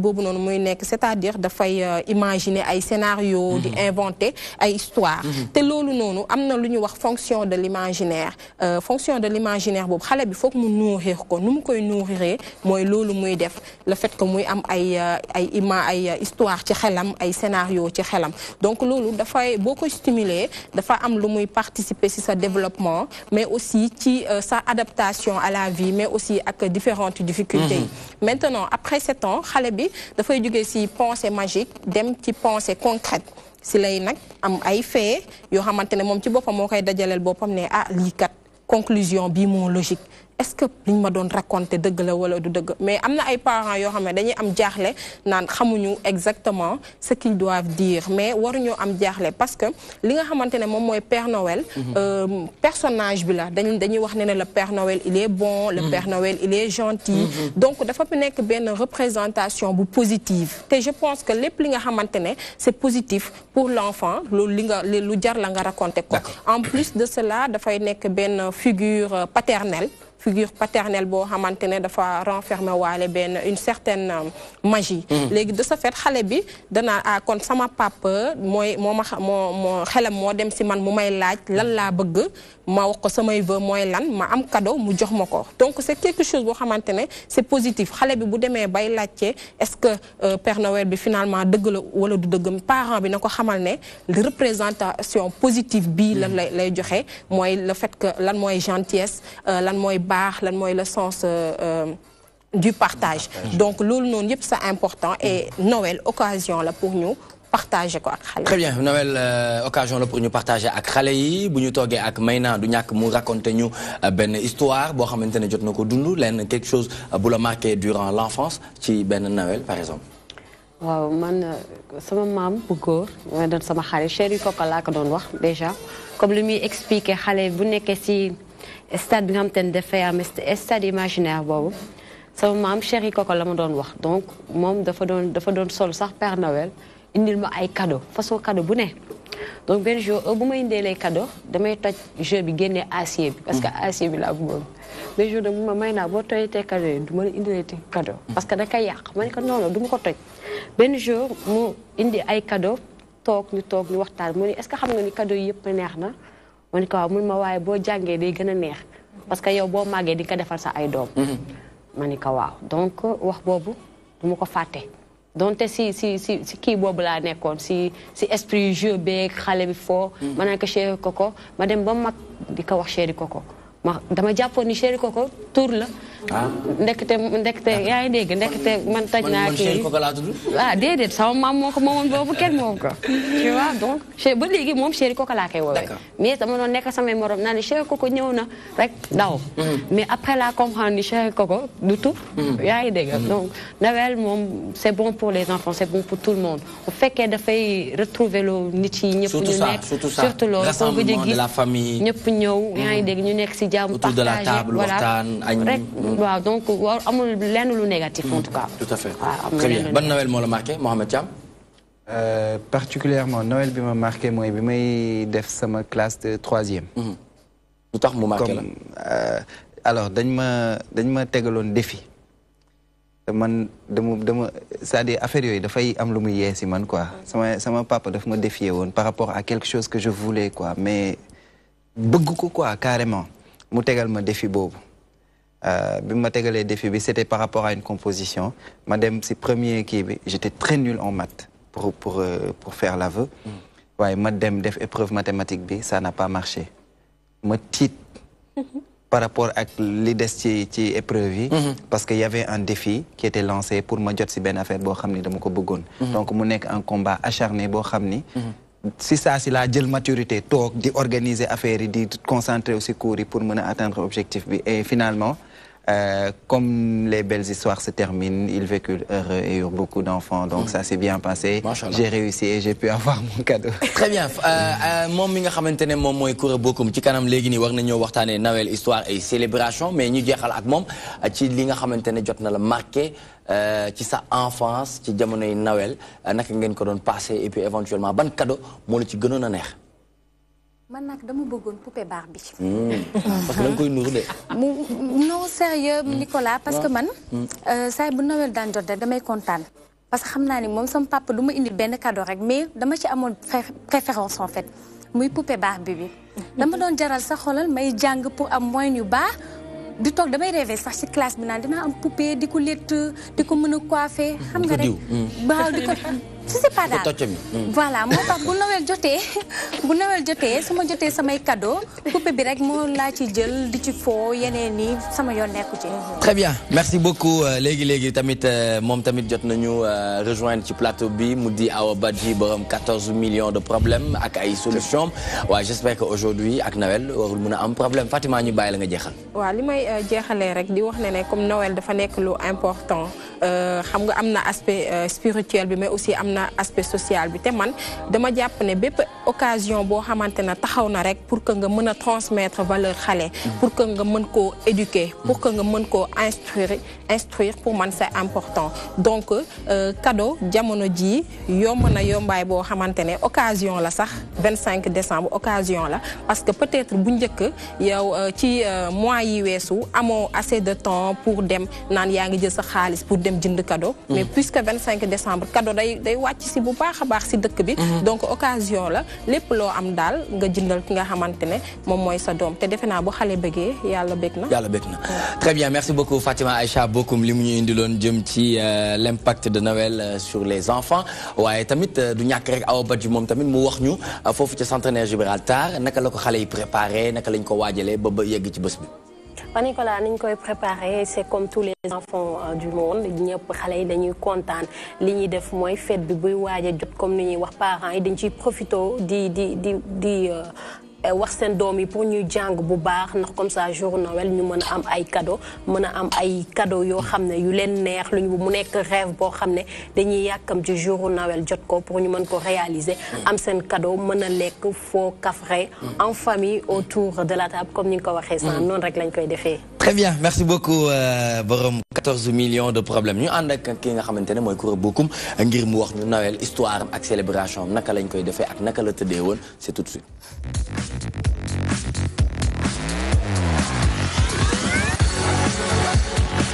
Noël histoire et célébration naka lay tëddee.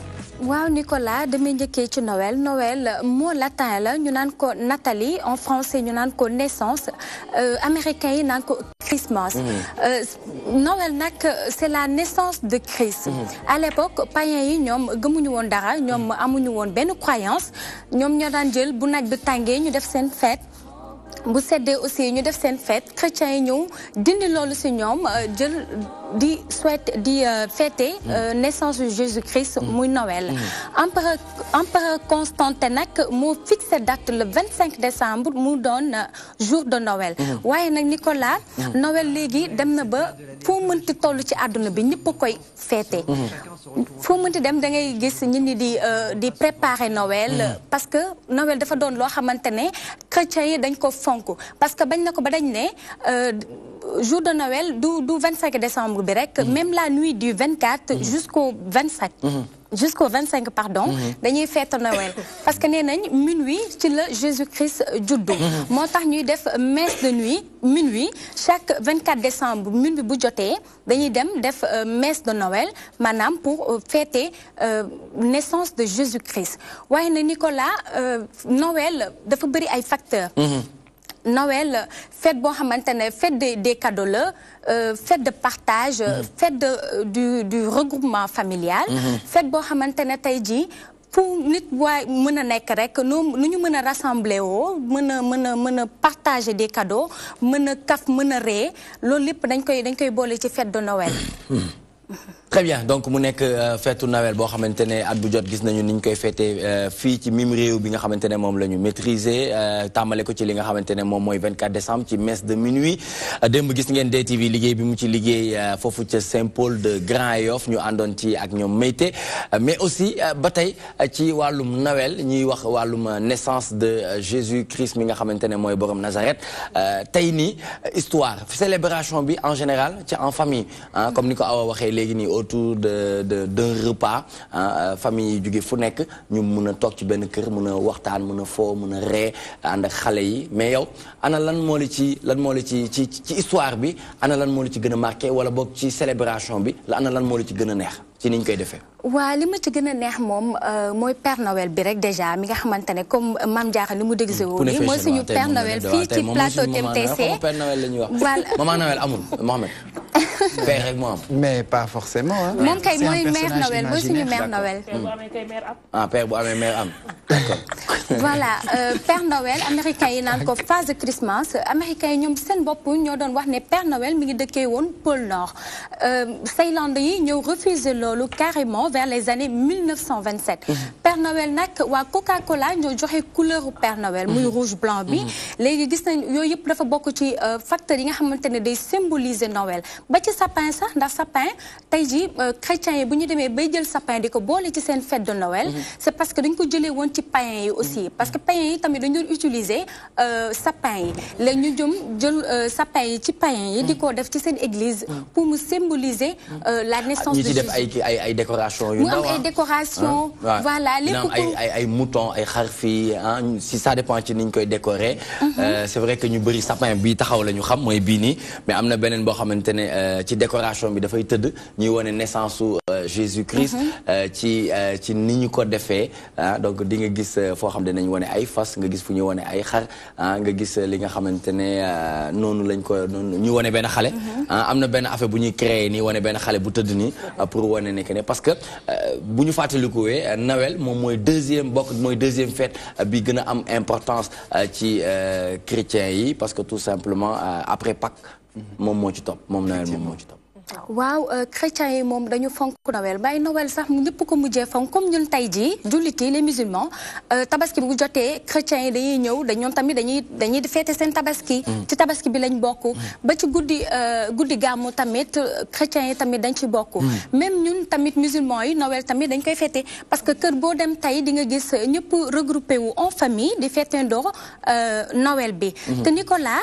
Noël moom comme ni ma ko waxee sànq rek dafa doon loo xamante ne décoration bi am na ay décoration tous les endroits sont décorés. D'accord.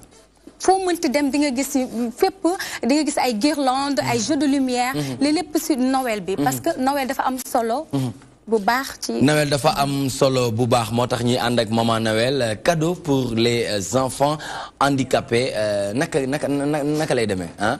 Nicolas damay toppandoo kuréel Nicolas. xam nga dama am sikkim démontable xaaral ma démonté ko ba pare. très bien léegi après Noël des enfants handicapés ñoom naka la ñu koy passé. voilà comme ni ñu ko waxee rek Nicolas Noël des enfants handicapés man sax ma bëgg di wax enfant handicapé parce que Noël moom enfant yëpp dañ ci war a gis seen bopp. comme ni ñu koy defee nag chaque année man damay joxe chaque année damay joxe cadeau aux enfants handicapés ndax booy xool nag enfant handicapé. dafay soxla amour et plaisir cadeau de Noël moo tax à chaque année dama koy joxe macha allah di leen ko jox ñuy bëgg nag parce que booy xool sax boo leen joxee cadeau sourire bi ñuy am rek da ngay kontaan yow sa bopp waaw. très bien awa dégg nga de. awa noonu lay du ñu wax enfant handicapé mais dañuy wax les enfants de manière générale yan cadeau ngay jàpp ne mooy gën a approprié pour ñu mën leen ko may. Voilà bu ñuy wax enfant handicapé c'est très bien c'est normal parce que boo nee enfant handicapé day mel da nga leen di beddi da nga naan enfant rek ñu bokk ci fête bi léegi cadeau pour man yu approprié yi mooy tout le temps nay doon ay cadeau yoo xam ne c'est instructif day jàngal xale bi parce que doo jël xale bi di ko jox ay pistolet fu mu toll naan pan ay kalachnikov léeg-léeg mu xool Nicolas nañ ci jàpp ay dëgg yooyu noonu tamit nag day metti xaju fi nañ ko jox bu dee ku jigéen ñu jox ko ay bool assiette ay kin muy préparé di togg même léegi am na ay mini ordinateur Fatima numérique nga xam nañ ci def ay pile nga ciy def rek mu mën a jàngal xale ay soustraction ay addition voilà jàngal leen lettre alphabétique yi yooyu noonu yëpp day baax yaakaar naa xale yooyu dina leen gën a dimbali comme ñu mel ni comme seeni ay morom jotoo def benn arbre de Noël parce que dañuy wax ne arbre de Noël moom mooy woo li nga xamante ne moom mooy Noël waaw ren moom nag jotuñu ko def parce que am nañu def démb joxe ay xale jox leen xale yi seen ay cadeau man démb dama ànd ak sama ay xarit Gorée comme Gorée laa nekk sama kaw maam ñi nga xamante ne Gorée moom mën na ndox population ñi fa ne ñëpp presque ay chrétien jullit comme sama famille voilà donc maa ngi ci biir daal fu lu ñuy def rek lu baax luy jëmale réew mi kanam ak xale yi jàppale leen man maa ngi ci biir très bien Mame Diarra loo ciy dolli. li ma ciy dolli gis nga soo gisee ma déguisé wu nii en mère Noël. xam nga dama bëgg a joxe samay cadeau joxe cadeau yi am ñam. ndax nag dama bëgg ñi sori jege si ñi jege si di seetaan tàllal seen loxo. xam ne tey cadeau yu am ñam laay joxe. waaw parce que booy xool Père Noël comme ni ko Koura waxee benn personne la woon boo xam ne il était imaginaire qui vivait au nord. au pôle nord foofu la doon dund chaque fête de Noël nag da daan dugg ci kër yi di jël ay cadeau de Noël di ko jox xale yi mais daaw ci wéet ndax bu daan def voyage boobu da daan yéeg ci benn char maanaam benn charrette la boo xam ne char la tudd 8 reen ñoo ko daan tiré reen nag nekkul comme reen yi ngeen di dégg ay jabaru buur wala dara mais reen ay animal lañ ñoom ñoo daan tiré char boobu nga xam ne Père Noël bi ci la daan yéeg pour joxe ay cadeau de Noël comme nag l'histoire retiendra ci neige rek la mun dox de ci neige la mën a dox comme l'histoire nag retiendra l'histoire aussi jàngal ñu ne Saint-Nicolas moom moo transformé wu woon pour nekk Père Noël bi. Protecteur des enfants. Voilà. Saint-Nicolas c'est le protecteur des enfants. C'est le protecteur des enfants. Ça a été fêté depuis le 5 décembre. Oui. 7 décembre. Oui. Comme man nag tey maay Mère Noël plateau TMTC bu leen dara metti ni may joxe enfants yi ay cadeaux noonu laay joxe aussi kii hommes yeeg femmes yeeg grands yeeg petits yeeg les vieillards ñëpp dama leen di jox cadeau tey bu leen nam dara. ayca tàmbale ko ci Fatima. Fatima lu ma la war a jox. kon ko am naa benn bu ma bàyyi kër ga. waaw boo ma joxee benn poupée baax bi rek baax na waaw pour bañ la sonal. yow li nga bëgg yomb ne may naa loo bëgg. man. chéri Coco. waaw. yow loo bëgg yow. jox ma ko cadeau. jeex jox naa ko cadeau yow cadeau rek lay jox non ma jox Mohamed te ma ko jox cadeau rek xam nga la laa bëgg cadeau nga jël kii jox ko kii cadeau kii jox ko kii sàmm jox naa ko benn ordinateur kan lay joxe kan jànnu mu ordinateur lay joxe d'accord Mansour Sall loo koy jox Mansour Cheikh Khadija Lam Mansour ma ko war a jox sax jox naa ko sama wàllu si la moom mënul wax ci lañu bokk sama wàllu si la rek lay loolu lay wax ñoo ko bàyyi jox naa ko lu sama wàllu si la ñoo ko jox naa ko caméra waaw Nuuru jox naa ko micro ah bon waaw Babacar Mbaye kon xanaa fil nga koy jox yii Babacar moom waxuma la fil waaye batterie câble câble ngay jox Babacar Mbaye d'accord moom kuréel lu ñu koy jox moom kuréel kii nga koy jox poupée Barbie du loolu la waxoon waaw poupée Barbie mais dama gis ne Fatima Aïcha moom taamu na poupée bi de xam ne kat baax bi ay âge la kuréel bu demee ba tool nii doo ko joxati baax bi nag waaw kuréel gi ci gaawatal jëkkër rek kuréel jëlal baal bi bàyyi di taamu kado bu ñu la ko joxee doo taamu jëlal baal bi waaw kon mais nangu naa proposition bu am solo lañ lay jox nii nag doo ko jox jëkkër ko jëkkër atum 2018 waaw utal ma jëkkër ma utal naa la utal puune fashion la laa bëgg nga utal ma koy utal benn puune jantal xolal très bien lay booy laa lay utal merci ma géré ko moom loo koy jox solution xanaa ndax moom ay problème rek la yor ay problème rek la yor d'accord da koy gën a dimbali ngir solution yi gën a gaaw kese d'accord très bien merci beaucoup en tout cas jaajëf kontaan nañu bu baax Mame Diarra ci li mu ñu indil ci wàllum maman Noël cadeau pour les enfants handicapés d'abord mais du ñàkk moom mu am lu ñu dénk ci Noël bi ana conseil boo war a mën a jox xale yi ana conseil boo war a mën a jox parents yi ginnaaw añ nañu ba noppi instant bi nii heure ngoon la xale yaa ngi foo ñu ngi dàqante lan ngay joxe comme conseil bi ma leen di jox mooy Nicolas bu fekkee fête bi neex na dëgg la mais cadeau yu ñuy jox xale yi na am solo na doon cadeau yoo xam ne dafay am sens na doon cadeau yoo xam ne daf leen di yee loolu lay jox ñi nga xam ne mooy parents yi mais xale yi nag nañu bàyyi di jël pétard yi di ko sànni mag yi parce que pétard bu wóorul mën na laqe ba pare day yóbbu fitu mag léegi na xale yi nañuy toog seen kër yi jël bàyyi pétard yi ñuy jël di ko sànni nit ñi kon sang naa sax conseil boobu laay jox xale yi nañ bàyyi pétard yi ñu sànni mag yi ñu bàyyi pétard yi waaw Centenaire Gibraltar day nga dëkk mënoo ci dara ma ne ko mënoo ci dara parce que moom ci wàllum gastronomie la nara waxtaanee moom mi nga xamante ne moom moo jox conseil léegi xale yi parce que pétard la ragal bu dëkkee nag Centenaire Gibraltar dafay normal mu ragal li nga xamante ne mooy pétard mais yow war nga ko miin non mënuma ko miin très bien maintenant bu ñu waxee gastronomie ci wàllum Noël lan lañ ci mën a séntu lu ñu ci mën a séntu mooy bu ñu waxee gastronomie dañuy gis ni déjà feetu Noël le 25 décembre ni lu ñu ciy xalaat mooy esprit de partage la dañuy xalaat se regrouper ci benn table fêter li nga xam ne mooy Noël mu nekk loo xam ne même bu fekkee si pays occidentaux yi da nga leen gis ñoom fu ñu mënti nekk bu Noël jotee dañuy dem mooy seen famille daal di koy fêter ak ñoom daal di dîner ak ñoom mu nekk nag dîner boo xam ne liñ ci repas bi liñ ci préféré mu nekk histoire repas bi mun nañ ne dinde la ñuy di jël préparer ko accompagnement bi nag ça dépend ci la personne ça dépend ci la famille ku nekk lu la neex am na ñu koy sauté sax vin am na waa voilà am na ñu koy sauté ar vin nga gis ni waa voilà nga gis ni mu nekk loo xam ne nit ñi démb laa lay wax de li ngay wax ni dama fa damay fo dinde ci boppam ñu sauté ko ak vin waaw mais waa tubaab da nga gis ñoom seen togg yu bëri dañ ciy boole li nga xam ne mooy ay vin li nga xam ne voilà mooy ay voilà ñoom dañ koy préféré di ko boole si seen togg assaisonné ko quoi affaire yi daal di gën a saf jullit yi ñu invité démb si yenn kër kii yi bu ñu déggee dafa am yu ñu sauté ak non mais kaay ma wax la nag ci repas yu mel noonu en général Awa Badji mu ngi nii di ci waxtaanee dinañu def la part des choses xam ne lii c'est pour les musulmans lii c'est pour que ki demoon ñu invité la démb nga xam d'accord non bu ñu jaaxle non bu ñu ragal bu ñu tiit nga préciser ko très bien parce que Modou Mbacké moom démb ba tey ca messe de minuit ba lañ ko gëj a gis léegi lay doog a ñëw xam naa nag xibaaru mbaax yi boo leen déggee ñu ne bismillah président Macky Sall bi muy wax ne comprendre leen ne Noël bi moo neexoon ayca. voilà dañuy def li nga xam ne dinde lay doon mu gis ni même fii nii sax mu nekk loo xam ne copier nañ ko ci ñoom ndax da ngay gis fii nii léegi que ça soit musulman wala chrétien bu fête bi nga xam ne mooy Noël jotee dañuy regroupé wu en famille def dîner lu ci mel ni ay ginaar dañ ko fay togg. lu ci mel ni bu dee chrétien yi di mel ni porc ak yeneen dañ koy jël boole ko ci dîner bi ñuy jël tamit préféré nañ tamit di jël li nga xam ne mooy vin rouge. di ko jël pour à boire. mais Nicolas on peut pas parler de Noël sans parler des chocolats. da ngay gis nit bu la joxee cadeau jox la ay objets. internet yi ñu ngi yëngu de. bi nga waxee vin ba léegi di ko. gars yi nee nañ la waaw nee nañu bi ñuy dugg si dañ doon nuyoo sagement bonsoir bonjour vous allez bien joyeux Noël mais bi 3 jours dañuy xëppante suuf. waaw di wër sa fin bi. vin na xoolal lii Nicolas. rafet sax. waaw léegi lii loo ci wax yow. buñ ko def xam ñamul vin rouge. mën na nekk. mën naa nekk de. c'est possible ngay apprécier vin bi tamit. c'est possible tu sais parce que y a de la bonne qualité hein. Quand on parle de vin.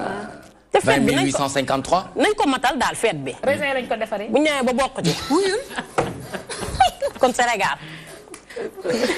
Très bien. Mais ak bûche de Noël aussi. D'accord. Voilà waaw je termine bu ñu la joxee dañuy joxe ay chocolat dañ ko ci boole ci cadeau yi ak comme ni ko Fatima waxee léegi bûche de Noël tamit dañ koy gis ci li nga xam ne mooy ci repas wu Noël bi. démb gis naa ay maison yu mag ay maison pâtisserie yu mag yoo xamante ne rang bi gudd na. rien que pour faire plaisir à leur famille à leurs enfants. famille léegi Nicolas musulman ñoo dàq jënd bûche léegi kër boo dem. démb raanaa ba sonn waaw baabu jë nga am. bañ a am. waaw tam caan waaye li muy def yii nii xeetu baax yi. soriwul ko très bien ñu terminer ak Mayna mu wax ñu lan la ñu mën a xaar ci fin 2017 bi ci wàllum perspective lan la ñu mën a xaar.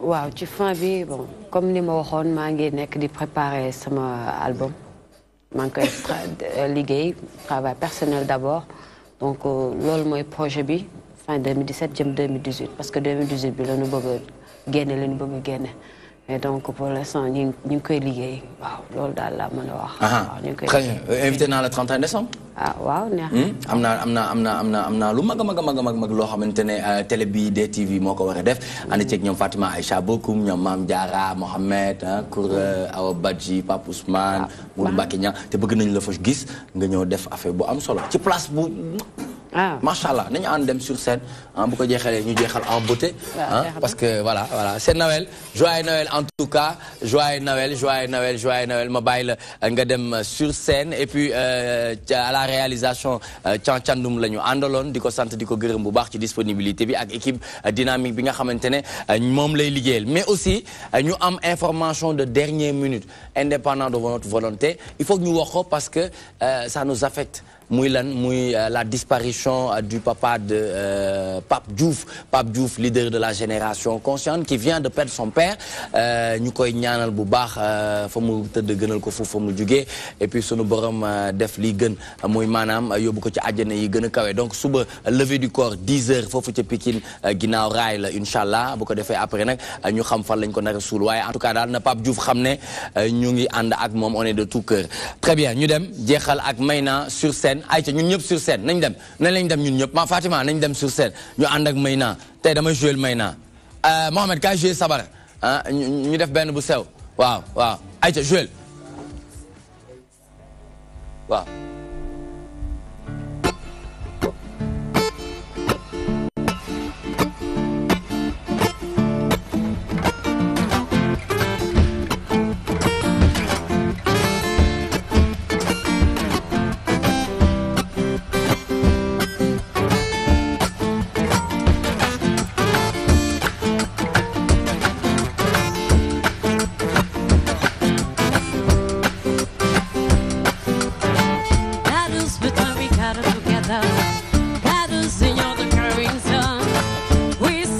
Body electric, tell them my dreams so